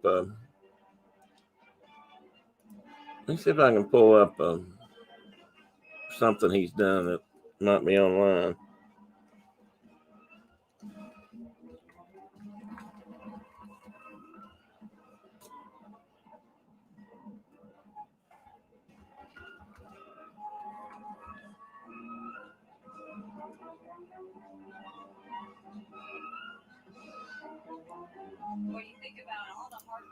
Oh, here might be in this. It's the Louisiana Waterfowl Carvers and Collectors Guild. Well, that would be a place you might find somebody that carved ducks, couldn't it? This was back from 1989. My goodness. Approximately 3,000 almond grower owners with more than a century of experience in growing almonds. Today, Blue Diamond is the largest almond processor in the world, producing quality almonds grown in California's rich Central Valley. The majority of Blue Diamond orchards are small family farms. There he is right there on their list of carvers back in '89. Oh, wow. But if I looked hard enough, I could find him just because he probably looks like his son. That looks like him right there. Oh. That's cool. He's really good. I mean, I guess he's been doing this all his life. And, well, it is a big cat. That's a lot of people. And stewardship. Love that. Thank you, sponsors. Wonderful. And behind them is Painted Ladies Rodeo Performers. This is their 6th time in the parade. They're from Citrus Heights, California, under the direction of Jennifer Macias Sweeney. She also has a daughter that rides in this group. They go around and really are passionate about horses, and so they love their little speed drills that they do. And they call them. I'd like to go to one of these shows and see some of these folks or their work up close. I don't see it. I guess he doesn't have a web page per se, but he's in the list of Louisiana carvers, so that's pretty interesting. They officially changed the name to San Diego Zoo Wildlife Alliance. Oh, wow. Here's a whole bunch more. Let me see if he's in this list. Education to help save endangered wildlife. At the front of the float, you're going to find 3. There's another Terrio. A California condor soars high above a rhino and a lion, and all That's not 3 him, animals though. demonstrate the alliance's history of its. Anyway, he's really good. If I ever find any more pictures, I'll get these online and I'll post them. I'll show you. One Saturday, I'll have them on here and I'll show folks. Hey, Dean, welcome back. Hey, Dan, have you seen George the Rooster lately? I don't think I've seen a video with him on it unless I missed it. To save that species. And the rhino represents the ongoing work at the Nikita Khan Rhino Rescue Center to save the critically endangered northern white rhino. There are only 2 individuals of this species remaining on the planet, and that rhino is decorated in pink status and pink straw flower. The rotating globe you see there, that float displays the locations of San Diego Zoo Wildlife Alliance's 8 conservation. Well, that's sad. They were just talking about a float, and somebody else might be watching. They're talking about the northern white rhino. There's only 2 species left in the world. Or 2 animals left in the world of that species. I didn't realize they were that low. I think there's a southern white or a different white. There may be a few more of it. That's sad.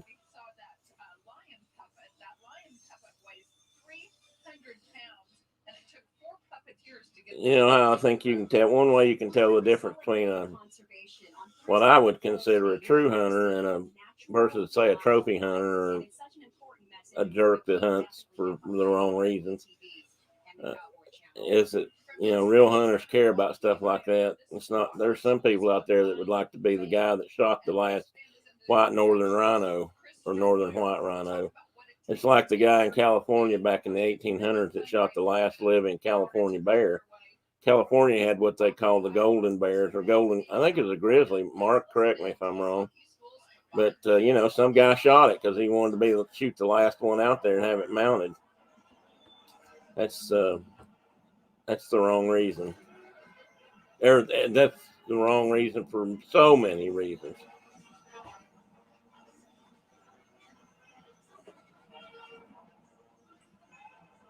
Uh-oh. So George could have ended up being somebody's Sunday dinner. We'll not think that way. We'll think positive. We'll think he's holed up somewhere for the winter. I thought it was a grizzly. I mean, I was pretty sure it was. It's funny because California has it on their state flag. And that's where the golden bears, I think it's UCLA has the golden bear as their mascot. UCLA? I think it's UCLA. Somebody does out there. And there ain't no more. He might have, Uncas. He might have gone from where Dean lives in Florida down to Key West and moved into down there where the chickens hang around Hemingway's old place in Key West. There's a lot of chickens down there too. Chickens and cats. He had cats. He was famous for six-toed cats, which some people seem to think is a special cat, but Uncas, you and I both know why that is. And it ain't special. Not really, it's not.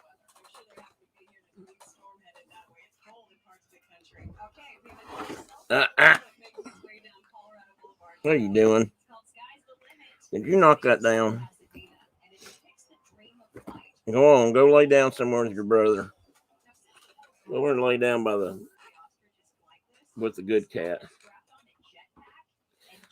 Simon, no. Now he's being his pestful self. Don't you migrate south with George the Rooster. Is an ostrich carrying a sign that says "You can do it," written in black. Felis domesticus Hemingway, something like that.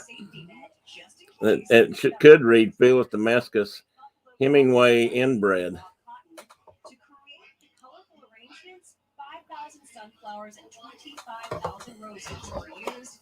I don't know if you can hear it, but they play. It's funny. They make fun of us hillbillies, about having 6 toes, but some people think cats are really special if they have 6 toes. Do they bring their horses over with them? No, they borrow horses once they get here, but they want to celebrate the huge ranching and cattle. Well, Dean, I don't hate to bring up a bad subject, but there are predators in your neck of the woods, so he could have become lunch for somebody, and not a Sunday dinner on the table. I mean, Florida painter or a Florida black bear, probably not. Maybe. I don't know if they'd catch a rooster if they really wanted to get away or not, but a cat could. Bobcat. I think a rooster could fight off most domestic cats, but I don't think he can fight off a bob. Even in Florida, they're bigger than a rooster. And listen to me here being all glum and thinking of all the different ways he could have become somebody's dinner. We're going to think positive, Dean. He's still out there. He's going to come back one day. If he does, I think you should get a net over him and tag him or something. That way we'll always know. Put a collar on him or a ID bracelet that says George. Watch it, Russ. Watch it. Yeah, that could include you too, Russ. That you are down there. That's true. I was thinking you were maybe pointing fingers at other hillbillies, but you're a wild Florida hillbilly.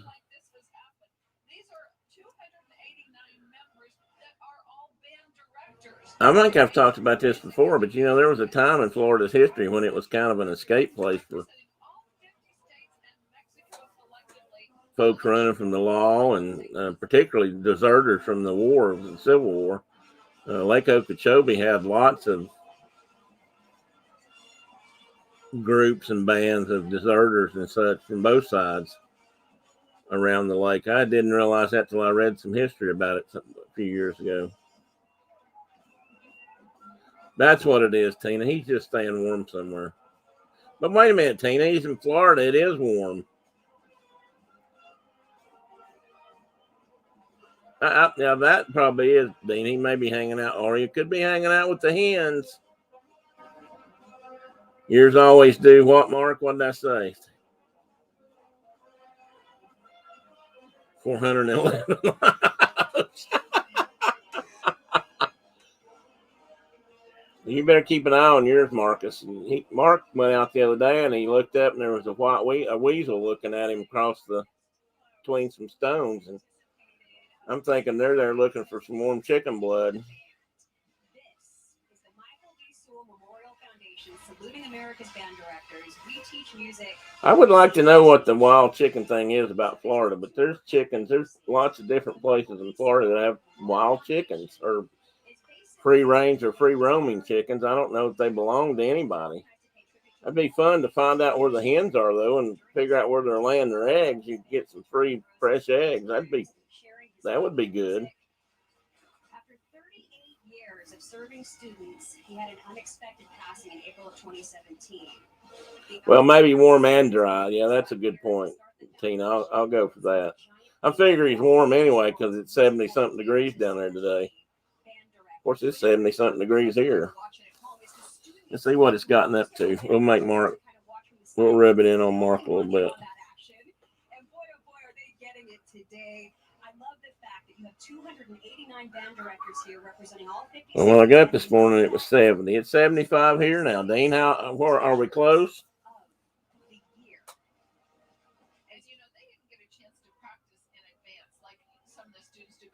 Aha, I see. He's imprinted his cock-a-doodle-doo on you. That's interesting. Absolutely. I just love that this morning. It takes so much work.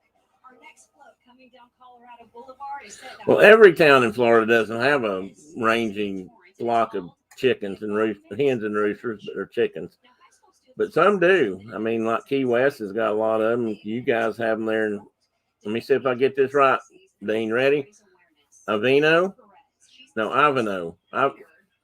Crap, I already did it wrong.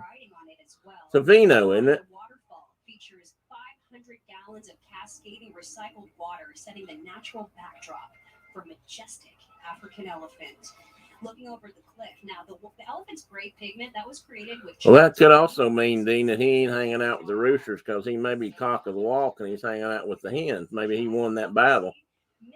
They will fight over the hens now. They're just like people, maybe worse.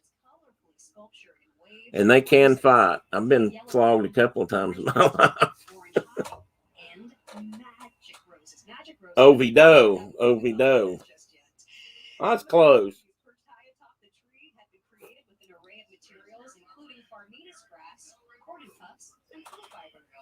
Here are the scripts from our ranch, American saddlebred horses, and they are led by. Well, you're allowed as a starving college student. In fact, you were probably lucky starving college students, and then all of you guys were hunters. You could probably bring home something to eat once in a while, besides ramen noodles. Exclusive silver saddle available, and Michelle McFarlane, the leader of this group, the owner of all those horses, has more than a dozen of those beautiful Bowen saddles. She attended her first parade when she was just 10 years old. I bet he did. Dean, I bet he's got him a warm fireplace to put his feet up by for the winter with some, I can't think of what. I was trying to get more descriptive about the hen, but I didn't want to. The words just didn't come. Comely hen. Floral armor is ridden by our traditional knight in shining armor, passionately protecting his signature home castle.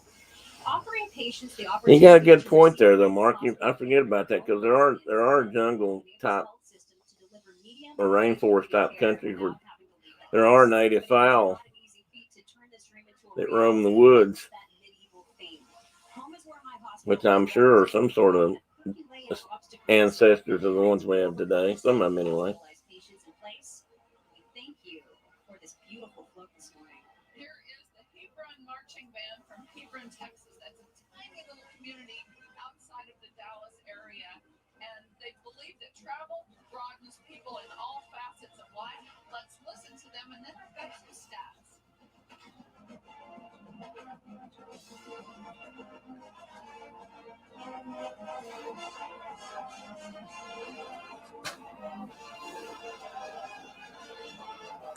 Carol, if you're still on here, I wanted to say I'm sorry about last night, gang. That was a little bit rougher than I thought it might be. There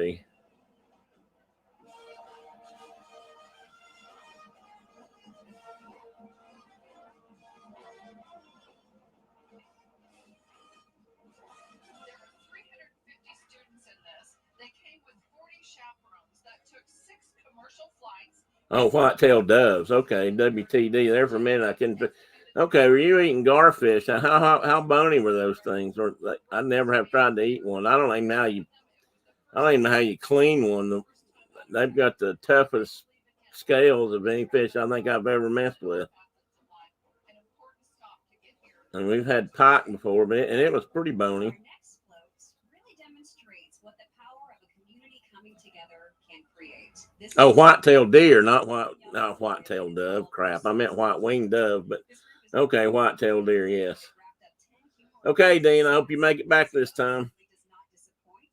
As the saying goes, you cannot teach an old dog new tricks. But Locking out of Flintridge says, who says we can't? Here we have a gathering of 8 wise retired dogs at a skate park riding mountain bikes, scooters, and skateboards. Ah, well, that would make sense. I don't know if you guys have ever seen what he's talking about, but gar, long-nosed gar, spotted gar we have back here, alligator gar, and in the south, a little bit, not so much here. You might see one, you can see them down in Memphis, I think, but not so much up here. But man, they're like primitive. They're super primitive fish, and they actually have lungs and gills, and they breathe. They come up to the top of the surface to gulp air. They're just really primitive fish, and Mark and I used to bow hunt for them. But man, they have scales that are like armor. I mean, literally, you can't hardly put an arrow through one if you don't get a good clean, get a really good shot on it with a bow. And we've actually had arrows bounce off the darn things before, back when we were trying to build our own fish hunting arrows, as we used to call them, Fred Bear lures.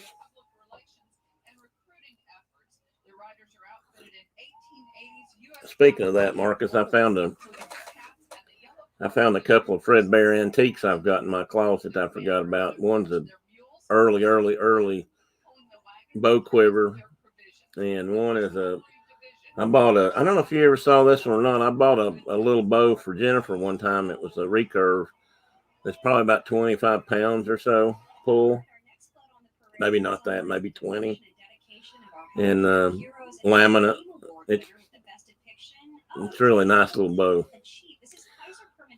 Who knows? I may have to send those out your way. I'm not going to have any grandsons or girls to give them to. I'm going to have to send them out there and let you learn your youngins on. Your grand youngins. Hang on, let me grab that little one real quick, show you. Of course, you make your own, so you wouldn't need one of mine. Oh, absolutely strung and propped up in the corner. That's the proper way to keep a bow, right? Behind her, a young man gazes through a telescope. He's wearing a shirt of blue status with accents of gold straw flower and shorts created from brown sesame seeds. The telescope is decorated in orange lentil, and the wheelchair is covered in light and dark lettuce seed. Now, Kaiser Permanente is one of the nation's leading healthcare providers, and the outwalkers alongside the float include the frontline heroes who served our communities over the last 20 months of the pandemic. Every time January 1st comes around, we celebrate new beginnings. This float inspires new healthy beginnings moving into 2022. This is the Downington High School Blue and Gold Marching Band. It comes together from Downington, Pennsylvania. It is the Downington East and Downington West schools, but when the two marching bands come together, they combine and celebrate unity. Let's take a listen under the direction of Ed Otto. Calm down, damn you. Oops, excuse me. I forgot you can still hear me. Hi, Chloe. Didn't know you were here.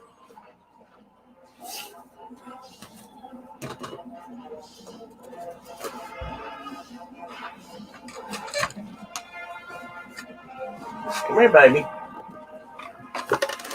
Come here, you want to say hi? She probably won't, but our little girl cat's down here.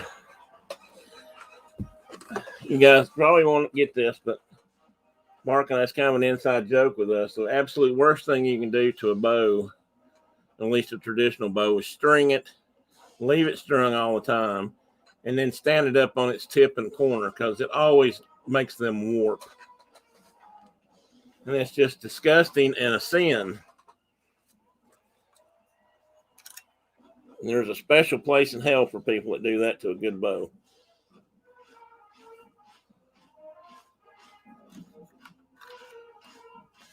Here's the quiver.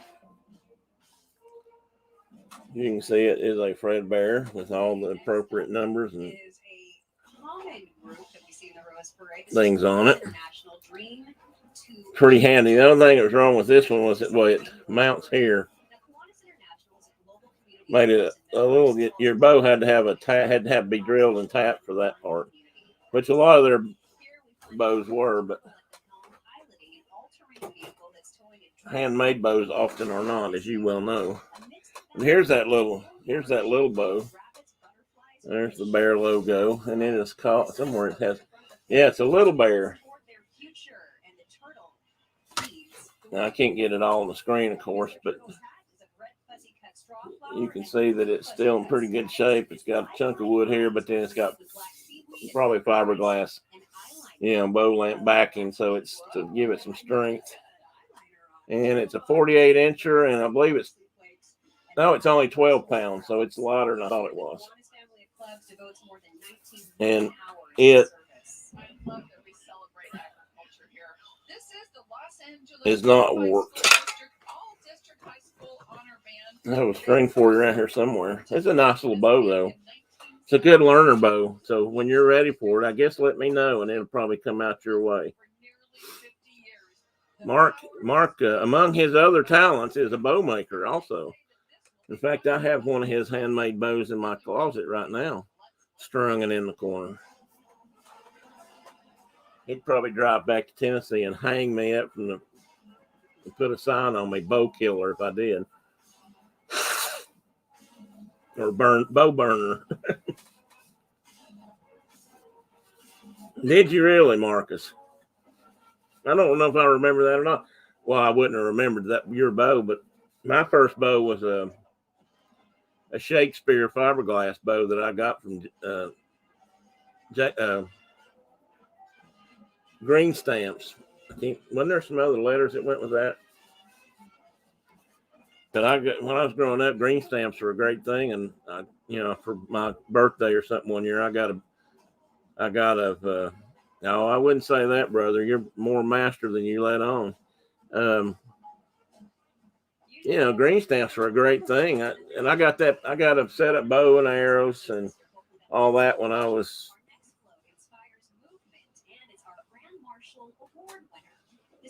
Wow, we got some serious wind coming up. Sorry about that, squirrel. That just caught my ear there. It was loud. So I got a bow. I mean, I wanted to, even back then, and it was I was hooked for life. Yeah, there's some things you do when you're younger that just stick with you. I mean, it's kind of like motorcycles for me. I started riding motorcycles when I was fairly young, and I've always loved to do that too. I actually started riding horses before that, but I eventually had to give that up because I didn't live by the horses anymore, or didn't have one. My mom's family raised horses, and so I always went over there and rode with my cousins. And I don't know for sure, but one of the last horses I might have ridden was actually one of the last horses I rode was probably Disney World. I took Jen for a horseback tour down there one time when we were down there in 1993. She wanted to do it, and I wanted to take her, so we did. But other than that, the last real horse riding I did was probably with Mark's dad in the mountains of East Tennessee. We used to go trail riding some up there. Dusky and Warrior at that time. Through events, they raise money for the John Wayne Cancer Foundation. Mark was telling me last night he had, how many horses did you start eating you out of house and home? 6 or 9. He's got family horses and his own horses. One mule named, don't tell me, Woodrow. A mule named Woodrow. Who can tell me what book that's from or movie?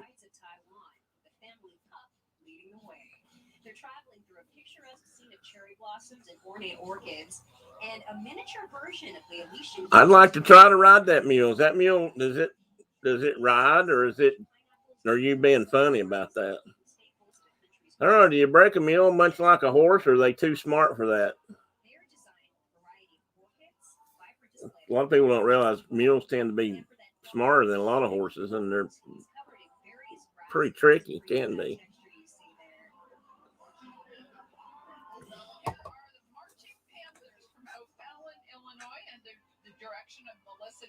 I've lost my, oh, there it is. Oh my God, I've been on here 2 hours. I'm coming out there, buddy. If I could get on a horse with you, I'd love it. Maybe I can by then. We'll see. Woodrow F. Call. He's a fine ride name. Okay, good.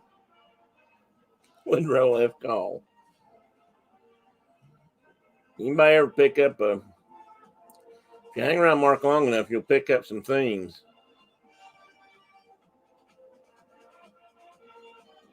I'd like to get involved in your mule breeding program. I think I need to find a good Tennessee mule back here and bring her out west. Or a him. Actually, we need a jack, don't we? For you. Or not a mule, a donkey. I need to find a good mammoth jack and bring out there and see if we can't start our own bloodline.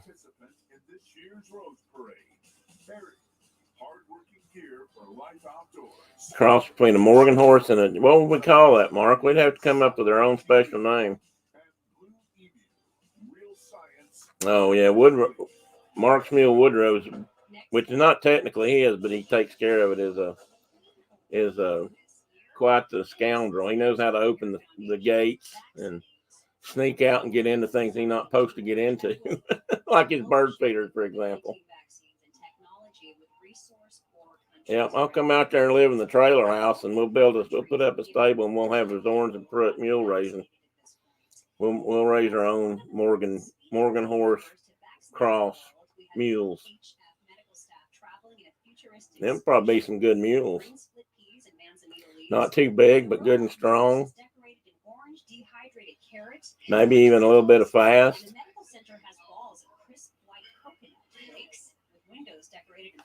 You're gonna say that one of these days, and I'm gonna show up on your porch. Dang the mule, that's what we'd call them. Oh, we could do that. We could do that.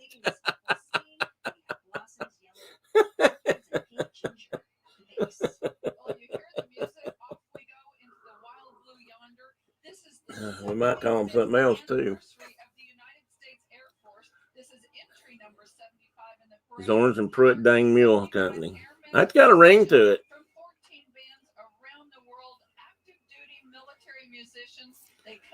Let me see here. I got something else if I can reach it. I was going to show. I'll show some. I know some of you will appreciate this. It's a change of subject a little bit.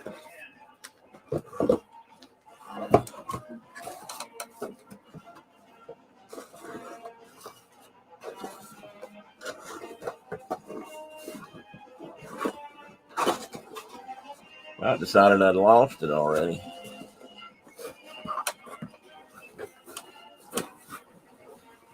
You're saying Woodrow's smarter than you are? Every time you fix the gate, he figures out a way to get in, doesn't he? Get out.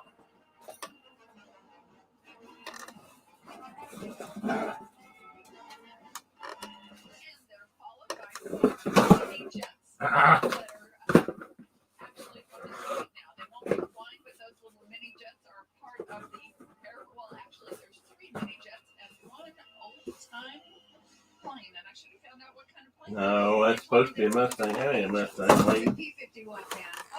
Been working on I guess you could call it a little memorial. I don't know what I'd call it. Paperweight or something for my dad. But I gave my brother his when Dad was buried, he had full military honors, and I gave my brother his folded flag. And so I've been trying to figure out. I was going to make something. I was going to use some of the empty cartridges they shot over, for his salute, and make something for me and maybe the girls, and to have. And I've been trying to figure out some things to put in it. Mark made a really good suggestion the other day. I'm going to try to get a copy of Dad's U.S. Army dog tags. And if I can do that, I'm going to put that in there. But I also got this, a challenge coin that my dad was a sergeant in the U.S. Army during Korea. And I think I'm going to put this. I found this the other day on Etsy, I believe, where I got this one. And I might try to get one that says Korea. He didn't actually go to Korea, as far as I know. My uncle was in Korea. Dad was in the service, but he got injured before he got over there, I believe. And so he stayed over here and worked as a staff sergeant and a training sergeant. And but I'm going to put this. I'm going to lay this in and with the shells and maybe it's dog tags and pour an acrylic, make an acrylic paperweight or mold of it, and see how it turns out. If it turns out good, I'm going to make the girls a set. So I'll get to write this week when things get back to normal here after the holidays and see if I can't get a copy of his dog tags. I understand you can. Mark, you and I are the only ones talking. If we run everybody else off, or we just hogging up the conversation that much? Mark says that the mule can jump fences, pick locks, and make a nuisance of himself. Yeah, that's just how smart they are.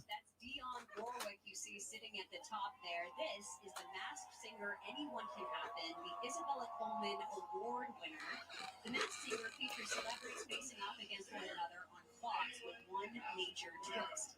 Each singer is shrouded from head to toe in a Well, you're probably right there, Tina. That's they can. Most of them can anyway.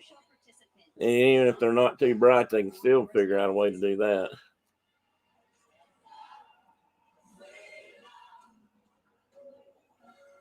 Oh, cool, Russ.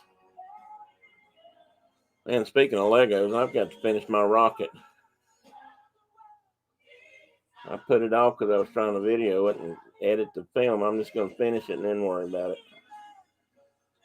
I need to get off my carcass and learn how to edit better. Learn how to edit, then I can do so much more. And I've got something in my eye and I'm making it worse. So quit rubbing it, dummy. Here we go with the Gibson County, Tennessee Mass Band from Dyer, Tennessee, under the direction of Jeremy Tate. The Mass Band of Gibson County assembles only once every 4 years and is comprised of 5 high schools in Gibson County, Tennessee. The big deal about this is the median income there is only $38,000, so it took a lot for them to get here. Let's listen. Wow, they got a band from Tennessee in the Rose Parade. That's cool. Gibson County, which I'm not even sure where it is. I'm pretty sure it's further west. Or you can find us on Instagram as well. Boy, it was so wonderful to see Dion Warwick come down the parade route this morning. Now, you were talking about the... Well, guys, it is 12:43, so I've outlived my stay here, I'm sure. And we still have 7 or 8 people with us, so that's great. Not one of which was my wife. I will remind her when I get off here. But I should go. I should let everybody get about their Saturday business. Mark, you said you had something happening here today, so I know your wife is probably going to be ready for you because people created them. You're probably right there too, Tina.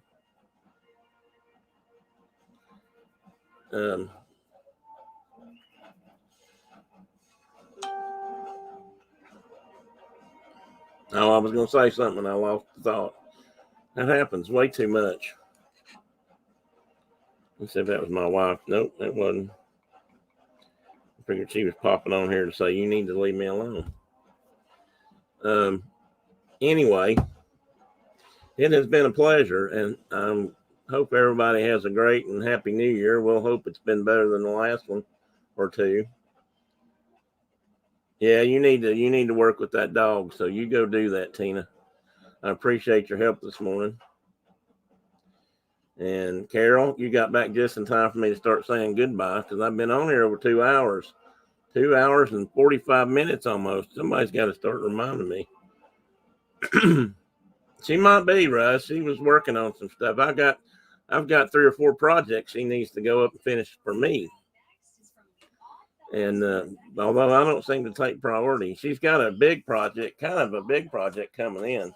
It's kind of interesting. A lady called her this week who her I think daughter-in-law had or niece, maybe it's her niece. Brenda did a special apron for her last year. She's in the Navy and she was getting ready to go, and she's a submariner at that. And she was getting ready to leave for cruise, and she had an old house coat that belonged to her grandmother. And she wanted to know if Brenda could take that house coat and make an apron out of it for her. And yeah, I hinted at him to come on live today, but he didn't make it. I keep telling him that people like it when he's on here. And I don't know if he don't believe that or if he just thinks I'm making that up. He maybe think I'm making it up to keep him occupied on here because, like I said, his wife says he talks to me way more than he talks to her, and that's probably not good. Anyway, she made this apron out of a house coat that her grandmother had, and she really liked it. And so now this young lady has contacted, I believe it's her great aunt or her aunt, and she's got some shirts from her grandfather, I believe. And she wants to know if Brenda can make some aprons out of them, and she's going to give them to her grandkids. So maybe it was her husband and their grandfather. Maybe that's how it works. Oh, good, Tina. Yeah, if you do send it, we'll still put it up. She sold another one last week, and I'm trying to think if it went overseas. I can't remember now where it went. She has sold several as far away as, I think she sold at least one in Australia. She sold 2 or 3 in the UK. And a few in Canada. So she sent them around a time or two. Sometimes it costs more to ship them than it does to buy them when you go out of country.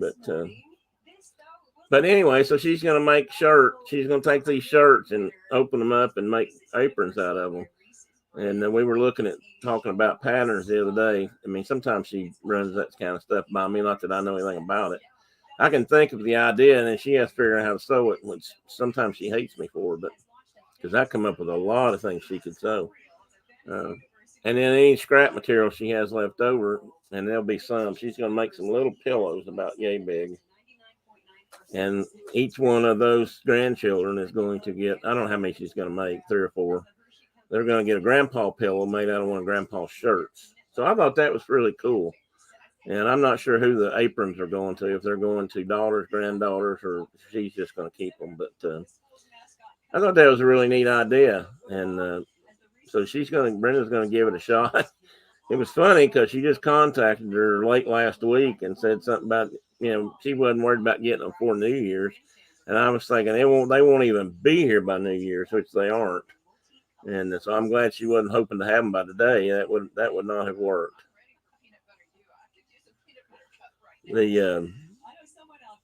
So I've got her. She's making me a work apron. I've been trying to get one for ages.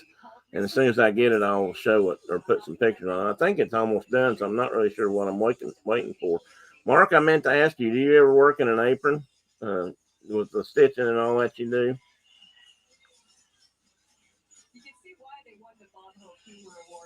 Oh, that's interesting, Russ. I've never seen that either.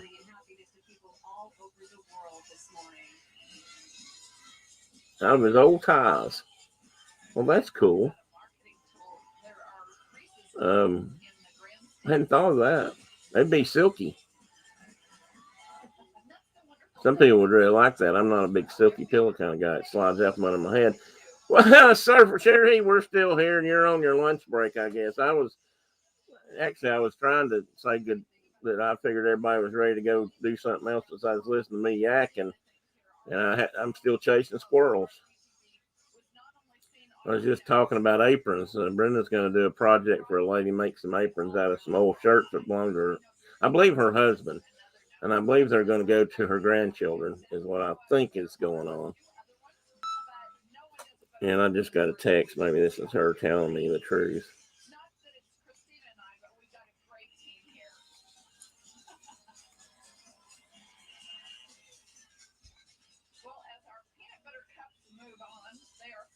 Oh, the duck's coming over. Marcus, I'll get some extra pictures. If she gets here before I sign off. If she gets here before we sign off, I'll show you guys the duck live and in person.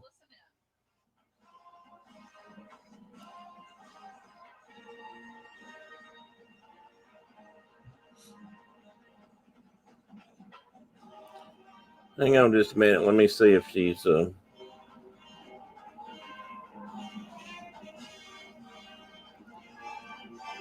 Bear with me a moment, guys.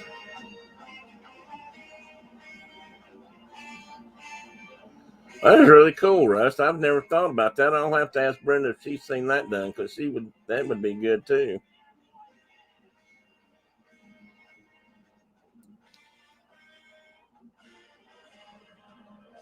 Oh well, they're not. I probably won't get here in time for that, but I'll be sure and show you guys next week, because she's going to come by, but they're going to stop before they get here, so it'll be a little bit. I'll have to let Brenda know they're coming. So, Jennifer has a Christmas present here, and she's going to come by and pick it up. She kind of hinted that we should come bring it to her, but I'm kind of thinking we're the grandparents here, or her parents, not grandparents, but old parents.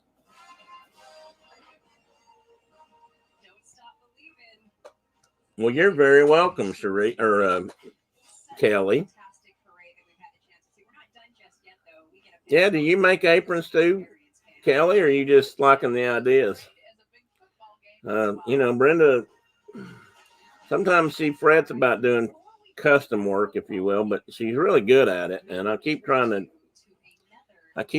to encourage her and tell her that how good she is, and she does some great work when she really,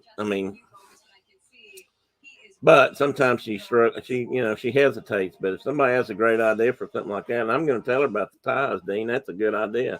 She may be able to do some of that too. Oh, I didn't know that, Kelly. Good for you. Not so many people know how anymore. I don't think. Yeah, it is like therapy. That's kind of what Brenda used to say too. I've seen she's gone, when she really gets on a streak, she spend days and nights in the sewing room.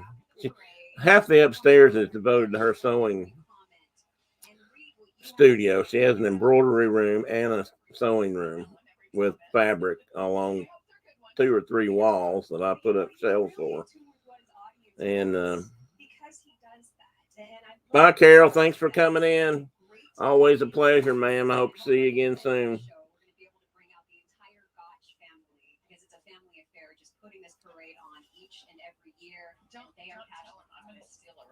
Oh my goodness! Because this has been just a labor of love. I'll tell Teddy you had to leave and he missed you. No, he's not even down here. He must have had to go get a snack or something, because he got up out of bed and everything. Well, I can't wait to show you guys the apron she's making for me, because, well, good for you, Kelly. This is an agricultural parade, and that's why we love to celebrate it. We want to give an opportunity. I hope it's healing okay, Cherie. I meant to ask you about that. Happy New Year. I will be getting off here in a minute, because I'm sure everybody needs to go, and I need to let folks go. And I know Mark had something else to do, and he went quiet on me, so he may have left, or he may have lost. I think I lost Tina, so I guess I'll take care of this myself. No, Tina's still here. When we arrived here in Pasadena just about a week ago, we didn't know for sure that we were going to be able to have a parade. And that's Tina, can I go in there and? We didn't know for sure it was going to happen, but it did this I can time him out. Look there. We needed a parade, and we were so blessed that you decided to join us here on RFD TV. And I'm not unhiding him. Well, I think we're going now. Or maybe you hit him. It looks like everybody is out. I don't know what the deal is. These guys, I tell you. It's a live parade. Well, that's not good. So you take care of him, Cherie. No, you're not slow. I actually thought you'd had to leave. For some reason, I thought you told me you had to go. And maybe you did, and I just hadn't caught up. Thank you, Tina. All right, sounds like it's time. Let's get that moment. Bots, I assume. I guess that means I'm finally moving up in the world. I didn't used to have any kind of interruptions, and I've had 2 today. Accompanying them on the ground is the multi-talented drummer, musician, and dancer, Timothy Fletcher. So I'm back to where I was at. It's 12:55, and in the next 5 minutes, I really should shut down.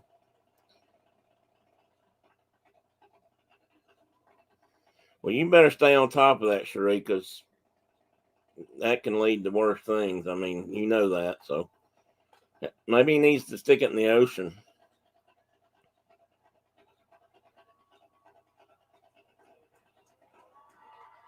Yeah, I know. They block stuff all the time that is harmless as a heel hound, and yet they won't block that. I don't get that.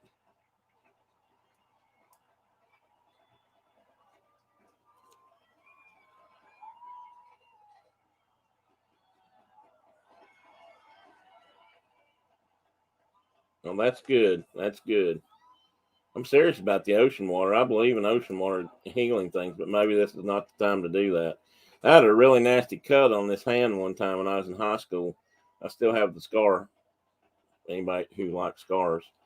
And it wouldn't heal. I mean, it was healing, but it was really slow. And the doctor told me, I said, I'm going to Florida. And he said, well, you probably shouldn't get in the water. I said, stay out of the water. And I went down there, and my friends down there said, well, you need to get in the ocean. That'll cure it. And I went in the ocean, and I swear to you, within 2 days, the stitches came out. And it healed up. I mean, the ocean just healed it. So I firmly believe that ocean water can heal many things that, I guess it's the salt and the minerals, but I'm sure there's probably bad stuff out there too, but I'm a firm believer in ocean water as with healing properties. We used to have saltwater aquariums, and actually I used to stick my finger in that too for the same reason. If I had a cut.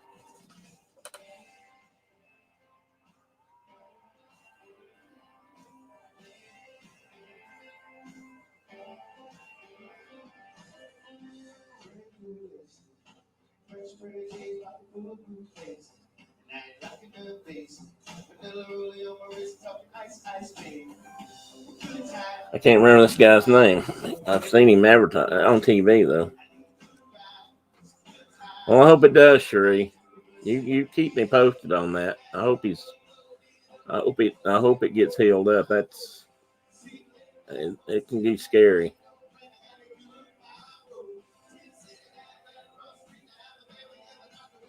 Yeah, Tina, you got a real good point there. I know some folks that do some pretty educational stuff, and they get.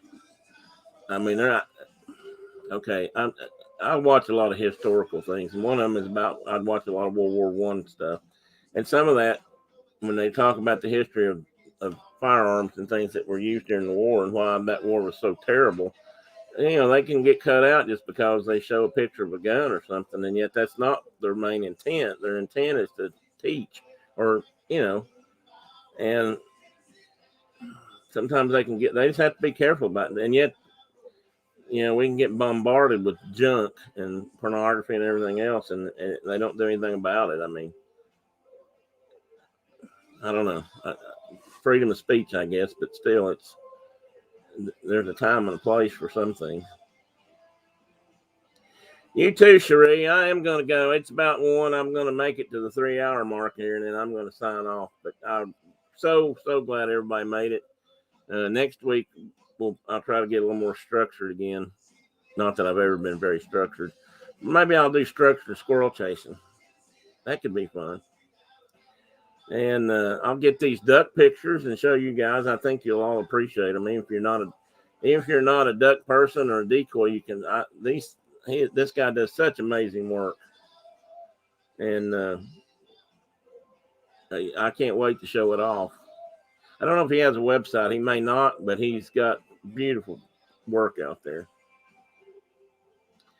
So that being said, thank everybody for being here. Again, a very merry, well, I hope you had a Merry Christmas and a Happy New Year. I hope 2022 is kinder to all of us than 2021 has been. I know I'm ready for a break myself, and you know, if I can just get healed up a little bit, I would be so much happier in life. But you know, We now return you to regularly scheduled programming. okay, Tina, you can. I get that though. Is the parade over? It probably is. So, bye everybody. Take care of James. Everybody take care of each other. Pearl's probably gone, but let's think about Pearl. Pearl's having a rough time right now, so everybody keep her in your thoughts and prayers if you pray, and or whatever you happen to do, your particular religious belief, or you know how you deal with that sort of thing. I'm not one to tell anybody how, but yeah, I'm tiptoeing. I'm not going to get in too big a hurry, Tina. But I would just like for my health to get a little better. That'd be great for me. But that's selfish. So I hope everybody has a healthy, happy New Year. And we'll get there. We'll get there eventually. We'll beat this. We beat everything else in time. So, oh, the parade is over. Dad blame it. So it's football time.